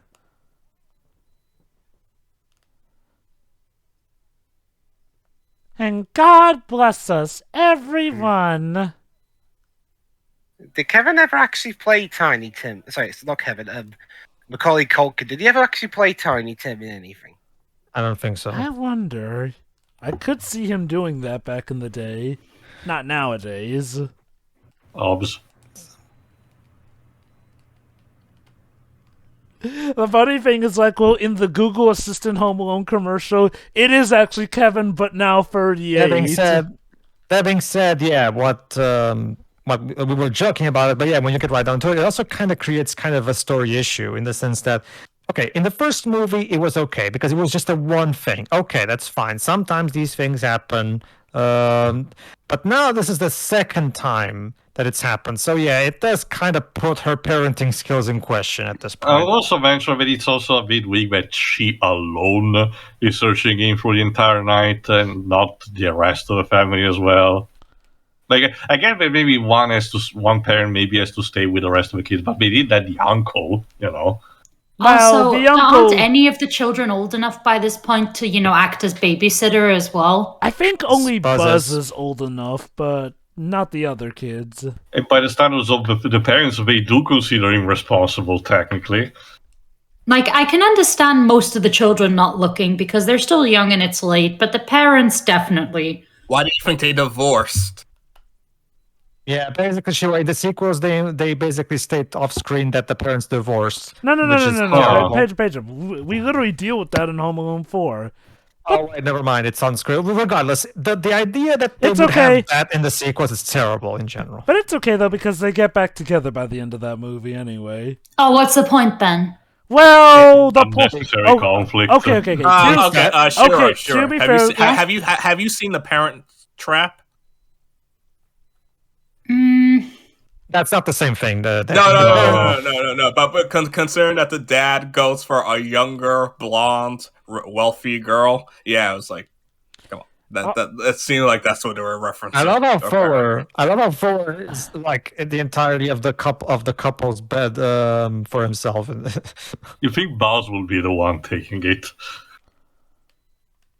Although, okay, so to be fair, in regards to why they divorced, that's mainly to set up the reason for why Kevin's in a different house for the Home Alone antics and whatnot.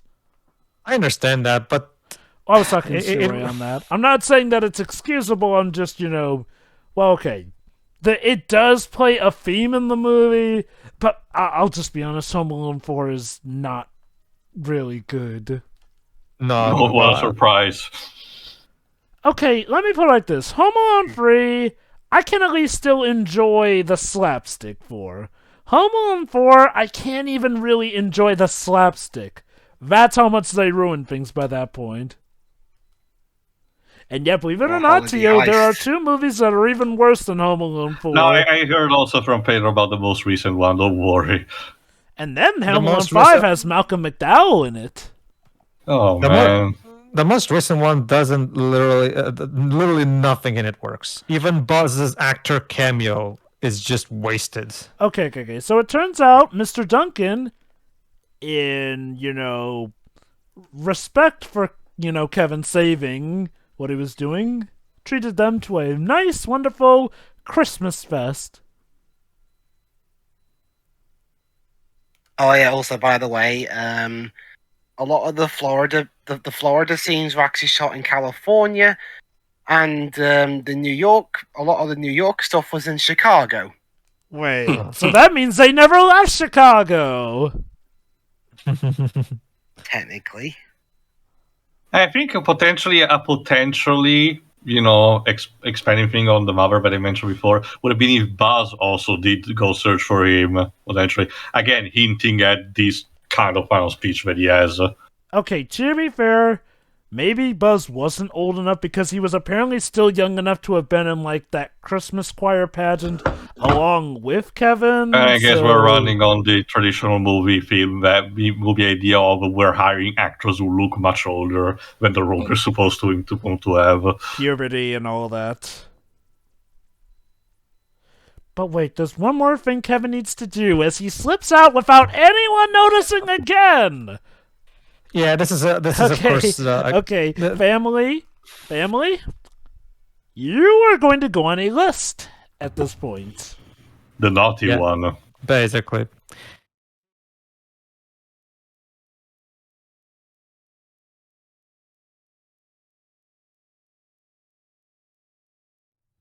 Oh, wonderful! Another bird! It's not like I have plenty of those already!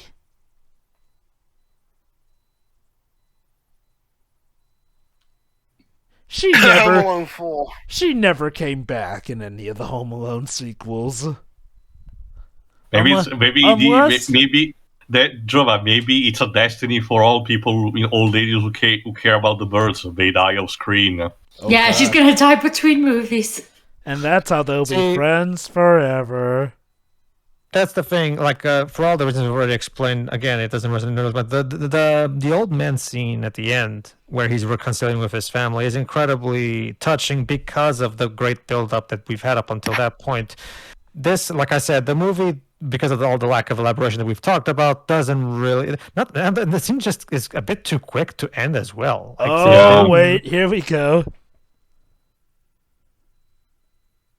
Merry Christmas. I actually like this line from Rob, actually. Again, they actually did make Rob Schneider funny. That is not an easy task, I can assure you. Oh boy. Here we go. Ooh. Oh dear. Nearly $1,000, Jesus. Wow, look at the time. I have to go escape the country now. Considering how rich you are, you can afford that. It's the principle of the Disney thing. Plus, no, I do not want to watch Home Alone 3. Oh God, Home Alone 3 is on Disney Plus. I forgot to ask you, Dweebs, are all the Home Alone movies on Disney Plus? Yes, Tio, including 4, 5, and Dog Home Alone? Sweet Home Alone. Is Dog Alone there? No. Like I said, Dej, I enjoyed it too. It's just I said you were talking about free, correct? Free. Okay. Yeah, I was like, I enjoy it. Yeah, I mean, I can be fine with free. And like I said, at least it gets the slapstick and hijinks fine enough well in here. It's by 4 where even the slapstick and hijinks are just. And I'll admit, I don't really remember 5 that much. Maybe it's better than I remembered it, but I just remembered wondering, why are they wasting Malcolm McDowell like this? Okay. Well, yeah. So yeah, that was Home Alone 2. No post-credit scene. Kevin will not be invited to the Mutant Initiative. So... Don't you mean the Avengers, given, Disney? Well, I'm getting with the time the movie was made. Wait, but... Go ahead, Yeah. Lips. Oh. Yeah, actually, I still think this film is very solid. I'm not going to say it's quite as good as the first one, but in terms of gags and everything, it's still it's still pretty high up. I mean, say what you want about the attempt with the attempt at the movie's heart with the pigeon woman earlier, and yeah, I mean, it doesn't quite work out. Though to be fair to the actress, she does try her hardest with what she has.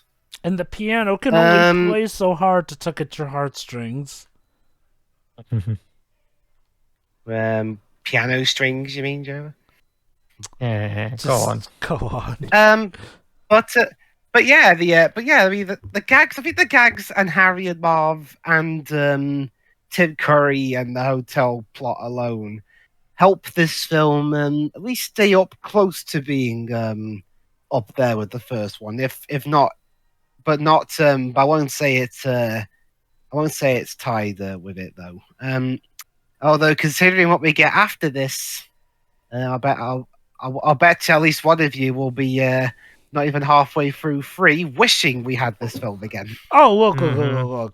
I'm already there. And again, look, I still do have a bit of a soft spot for Home Alone 3, but anything past that point, just...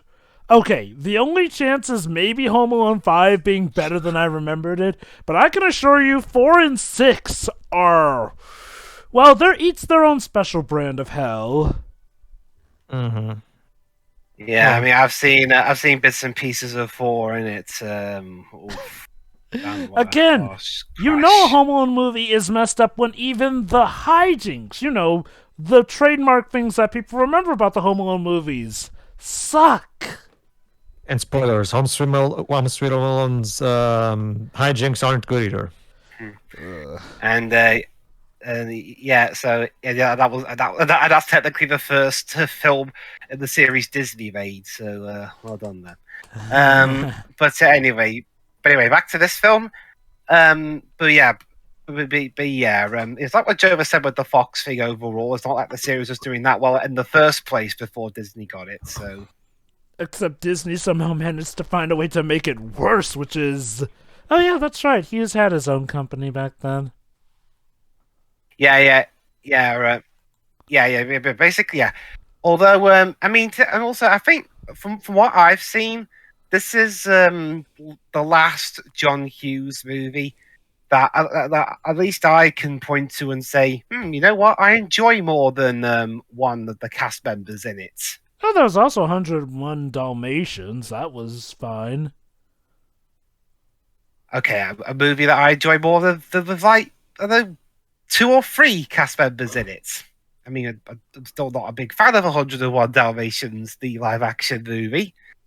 But, you gotta admit, it was cool seeing Dr. House and Mr. Weasley working for Crow, but regardless. I was going to say it's better than Home Alone 3, but... Yeah, it is. But yeah, the best part is that from this point onwards of Home Alone, I mean, at the very least with the next movie, we don't even have to wait till Christmas for the next one. Since the next film takes place in January. Oh my god, now that you mention it, 101 Dalmatians did have better Home Alone sticks, takes place in winter, 2 grown men constantly getting, Even Cruella gets some lip slapstick on her own. Yeah, right. Dang, and now that actually does make sense now that I think about it. But yeah, that's it. I'm done. Solid movie. It's sadly the last good one out of the bunch. Yeah, this was kind of a mixed bag. It got a lot of laughs out of me, but I don't know. The whole setup is just messy. Because while I do agree with Jova that siblings are siblings. Even if Buzz started to respect Kevin more, he still would have been a bit of a dick here and there. He's an older brother, there's a lot of kids in this house. this kind of thing just doesn't, go away. Again, siblings be siblings. But it's almost like they learned nothing at all. Like, it's exactly the same as the first movie. Also, these are terrible parents. Like, they have way too much... Like, they have way too many children than they know what to do with. It's like they clearly cannot keep track of all of them. I want to remind you, Shiro, like, they have 7 kids, and the uncles also have 7 kids. So there's like 14 people in this house. And basically. That's the thing as well. It's like, okay, you clearly have enough money to provide for them, but like the actual, parenting part of the parenting doesn't seem to be there. And it's like, this has happened twice now. And it's not like a small scale thing where it's like, oh, you may have left them behind in the local supermarket. That's a little more understandable. They were in a different state to you. Twice. What the fuck is this? It's like I said before, the first movie was fine because, okay, it happened. It was a one-time mishappening. Fine. This shit happens sometimes. But yeah, now we're on the second time, and it was way worse from their perspective because they left them in a different state. Go on. That's all I have to say about that thing. I was fine with the slapstick again, although I think maybe in the future somebody needs to keep an eye on Kevin because of... He does a lot of arson. That's something that needs lots of juvenile delinquency. I mean, there's juvenile delinquency, but he really likes setting things on fire, and I feel like that's something you need to keep an eye on a little bit. Like, this guy's a menace to society. Yeah. Actually, Pedro, while Shiri keeps going, can you put...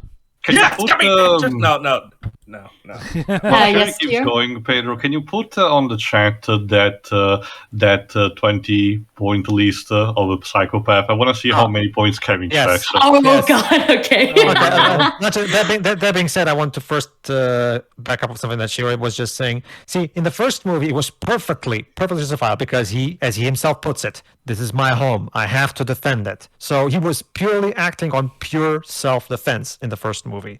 In here, while it is true that he's doing it for a good cause, like Jova said, like Shiro said, it does kind of make you wonder that this kid is going to turn out to become a psychopath later on in life. I'm mostly just joking, but I'm curious about the point scale anyway, as Tio mentioned. But also, he was acting in self-defense here as well because they literally, tried to chase him down. Like, he wasn't even bothering them. They just... all happened to be in New York, a huge fucking place. Yeah, the only action that he actively went against them was triggering the alarm of the shop so they could potentially get caught. Everything after that was technically self-defense, if you want to count. So but the still, I want to have a laugh too. Favor. Oh, yeah. But I think that's all I have to say. I did enjoy a lot of it, but otherwise, it's just a bit of a mess. It's not really consistent, especially when you take it into account with the first movie, because it is a sequel. They haven't brought in, the newer cast yet. Mm-hmm. I have seen one of the later movies. I don't remember which one at all, but that's it. This is just strange. All right, before I go next, let's try to see. Well, okay, some of these are easy to exclude because they are sexually related, so obviously not fitting for Kevin. But glib and superficial charm, I suppose there is a bit, but I'll count it for the time being. Grandiose estimation of self, not really. If anything, Kevin has a bit of a inferiority complex. Need for stimulation, yes, there we go. Pathological lying, sure. Yes. Cunning and manipulativeness, woof. Yes. Lack of remorse of guilt. Zigzag, but is present. Yeah. Superficial emotional responsiveness, yes, this is actually a thing. I blame that one more on the script than Kevin himself, though, as a character. Callousness and lack of empathy, sometimes. I'd say he's empathetic. I mean, okay. Let's not forget. The main reason he even decides to go after the Wet Bandits in the end is to defend the money meant to help the kids' foundation and all that. So, I would say he's not really lacking in empathy. I guess unless you consider that he would need lack of empathy to make some of those traps, but it's the slapstick portion of things. Parasitic You can cross lifestyle. that one. You can cross that one off. Sure. Parasitic lifestyle varies a bit, but it's more of a case of the circumstances. In this case, you're spending almost $1,000 in candies and stuff. To give him credit, he's just a little kid, so so he I'm not probably really doesn't willing to know. count. Poor behavioral controls. Yes, Again, but he's only pretty due to young. the circumstance. Due to the circumstances. Again, sexual promiscuity, I'm not even counting that. Early behavior problems. Definitely. Yes.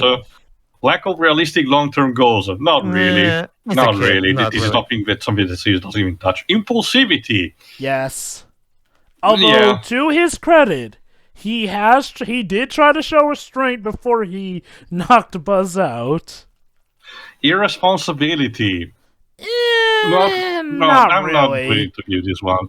Failure to accept responsibility for own actions. Nah. Only partially in minimal part, and don't really counts. Many short-term merit toleration. No. Juvenile delinquency. There we go. Revocation of conditional release. Remind me again, what is this, Pedro? I keep forgetting about it.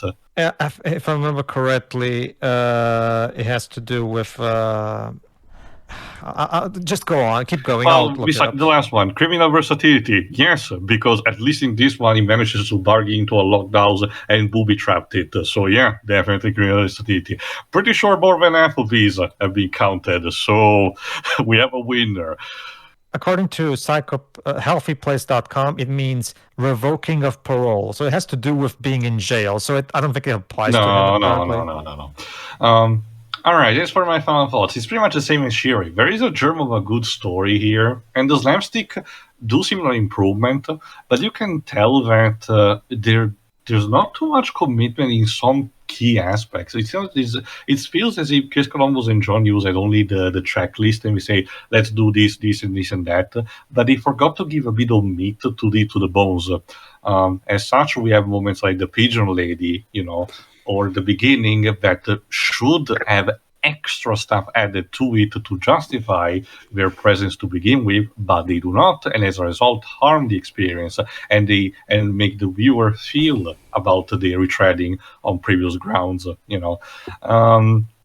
So it is a bit of a shame, but otherwise I wouldn't mind too much as a retread of the first movie, just on a bigger scale. It's literally the Arkham City to the first movie's Arkham Asylum. I get that thought process, behind, but it needed it feels as if the dev team was a bit careless on this one and didn't look over the details that they should. But that's pretty much it for me. The score is also probably one of the most fantastic things. And like I said, the major criticism that I might have is recycling the Wet Bandits as the villain. I think Tim Curry and Rob Schneider would have been a perfect replacement and would have given a bit of a justification of chasing Kevin and him defending himself again against them. I'm going to raise a counterpoint, though. If it were Tim Curry and Rob Schneider, they would just be two guys who are trying to do their jobs. Getting brutalized by Kevin, so... I mean, honestly, Tio, I don't think making the villains in a Home Alone movie sympathetic is really that good idea, given what often tends to happen to villains in a Home Alone movie. And given what Pedro told us about Home Sweet Home Alone. That's what they do in that movie.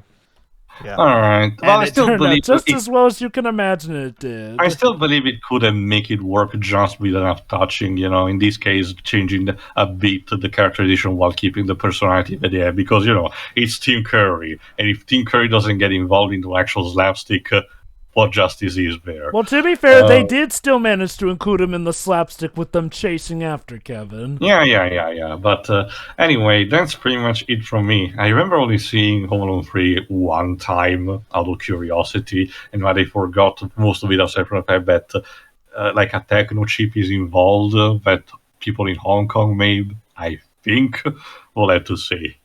Next. I guess I'll go next then. Yeah, I like this movie. I agree with the ones who said it's solid, that, yeah, I do think it holds together well enough. Now, is it as good as the first movie? Decidedly no. Like, it doesn't get all of the aspects as well as the first movie. That said, it does do well enough, and I think it does at least have a smart idea to throw subversion into the mix, diversifying itself enough from the first movie that I feel like, you know what, there were some similarities, but I do appreciate the twist on stuff enough to make it like, yeah, honestly, I totally think this could totally be a movie worth watching for Christmas. Heck, watch it back. Okay, maybe don't watch it back-to-back with Home Alone, because then the similarities might really show, but, watch it all in the Christmas season. That said, the jokes that work really work, and again, I cannot stress enough the miracle of making Rob Schneider consistently funny in this. Like, they did it. They found the science, they wrote the equations, and they got it down to just the right format to get him funny consistently in every scene he's in.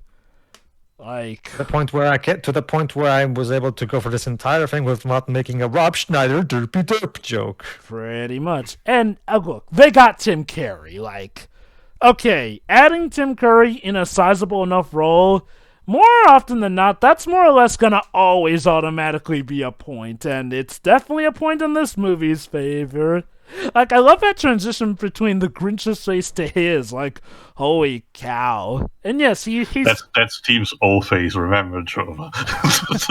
Honestly, he probably has multiple old faces going off of all his performances. But no, Tim Curry is an absolute treasure in this movie.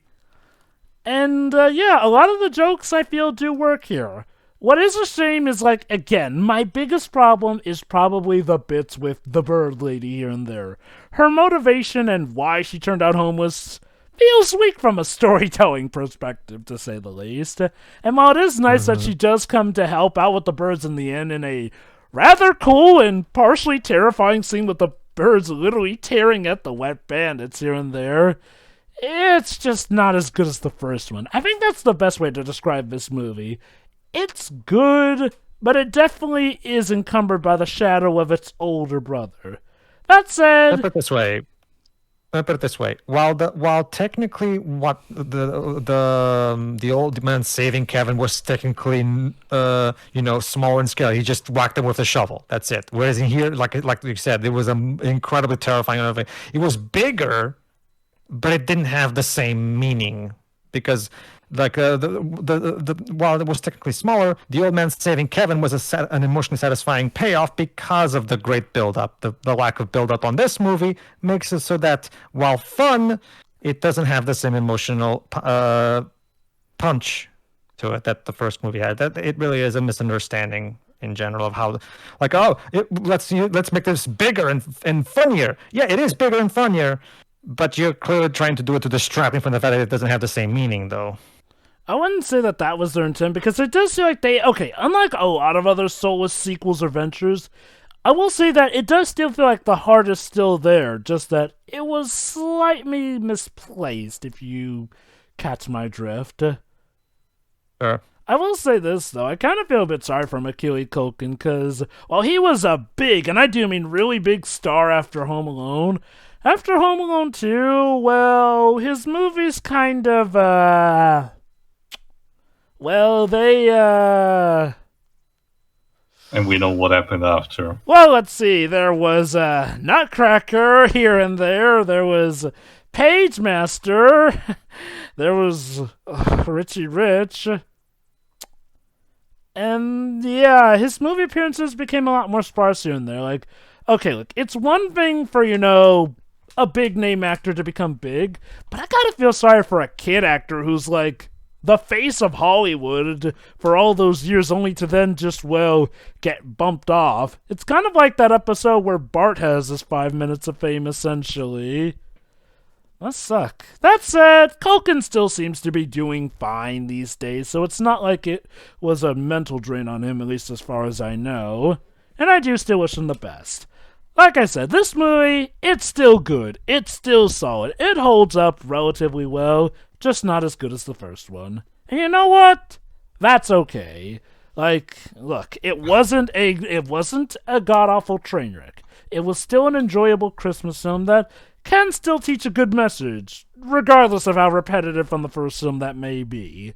Still, though, it's a good time for the family, and I do recommend you watch it still. Dej? Go ahead, Dej. And like, I like this movie. It's flawed as hell, especially since the setup is really stupid, and it feels like everyone got reset to 0. And it's like they keep referencing the first one.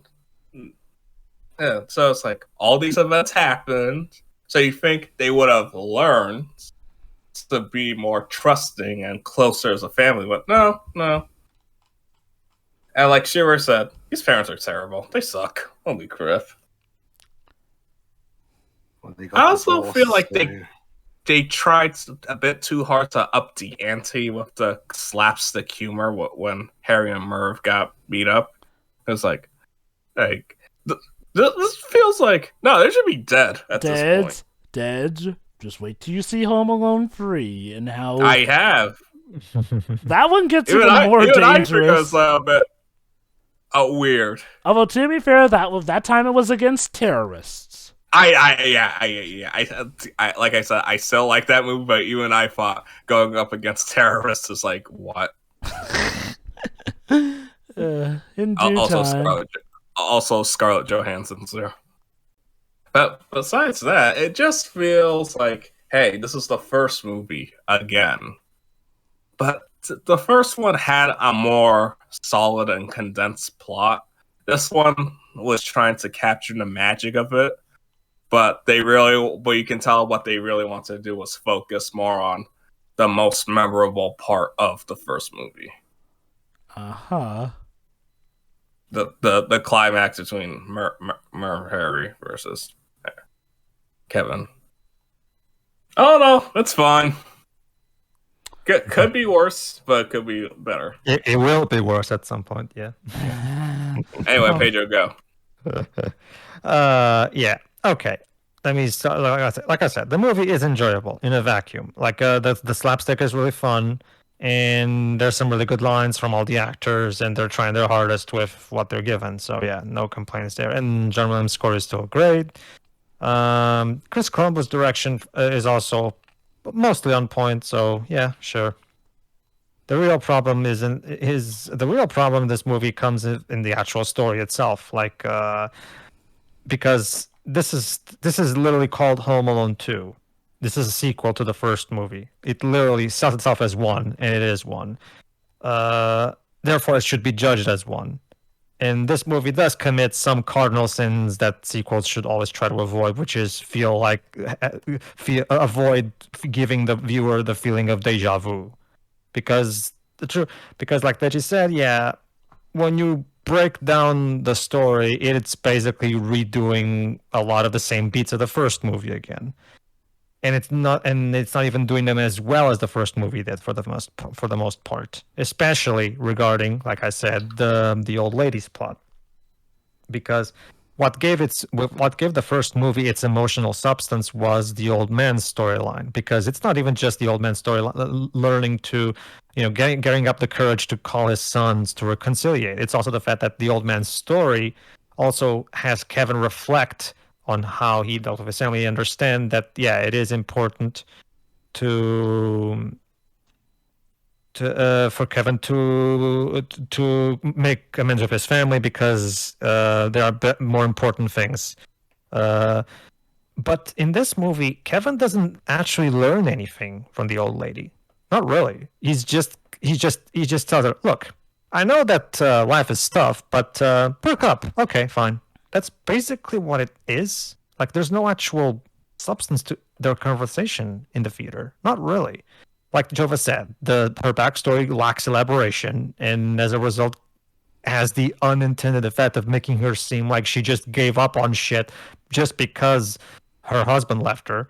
Again, it's like I said, it's literally like this story was written by the Underpants Gnomes. Step 1, lose boyfriend. Step 2, Step 3, homelessness. Okay, we're missing step 2 here, John. Where's step 2? Yeah. It does.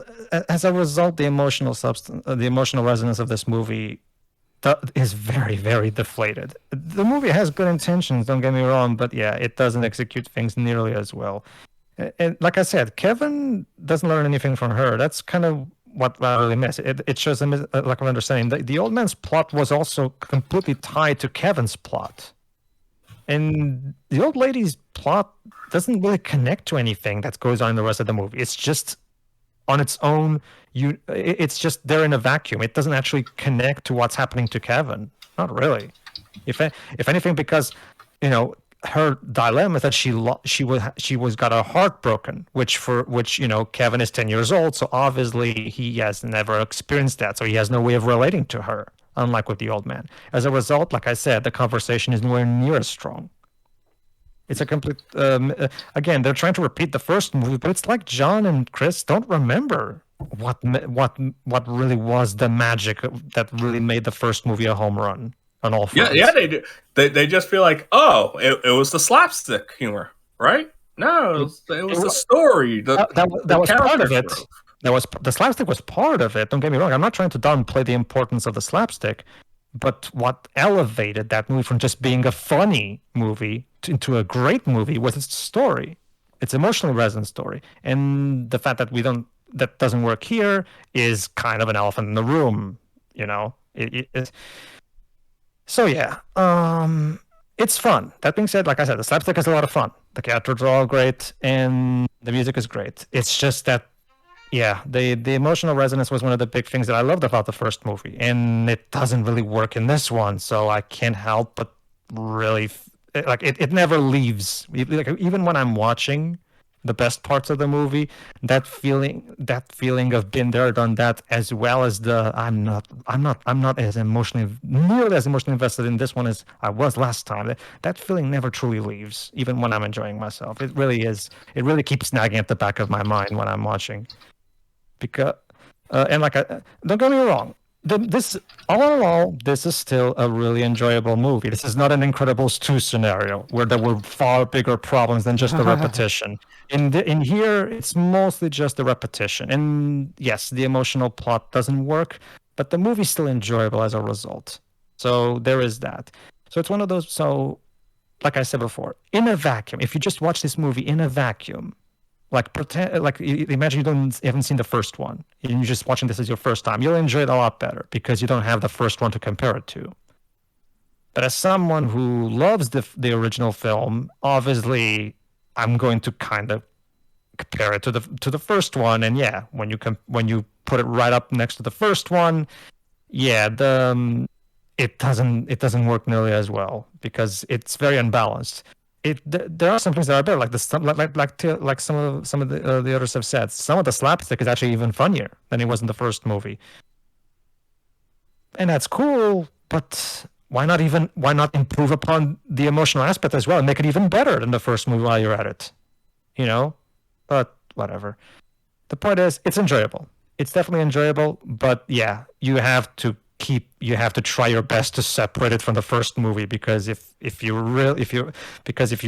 just judge it completely as in comparison to the first movie, yeah, it definitely comes short. It definitely does.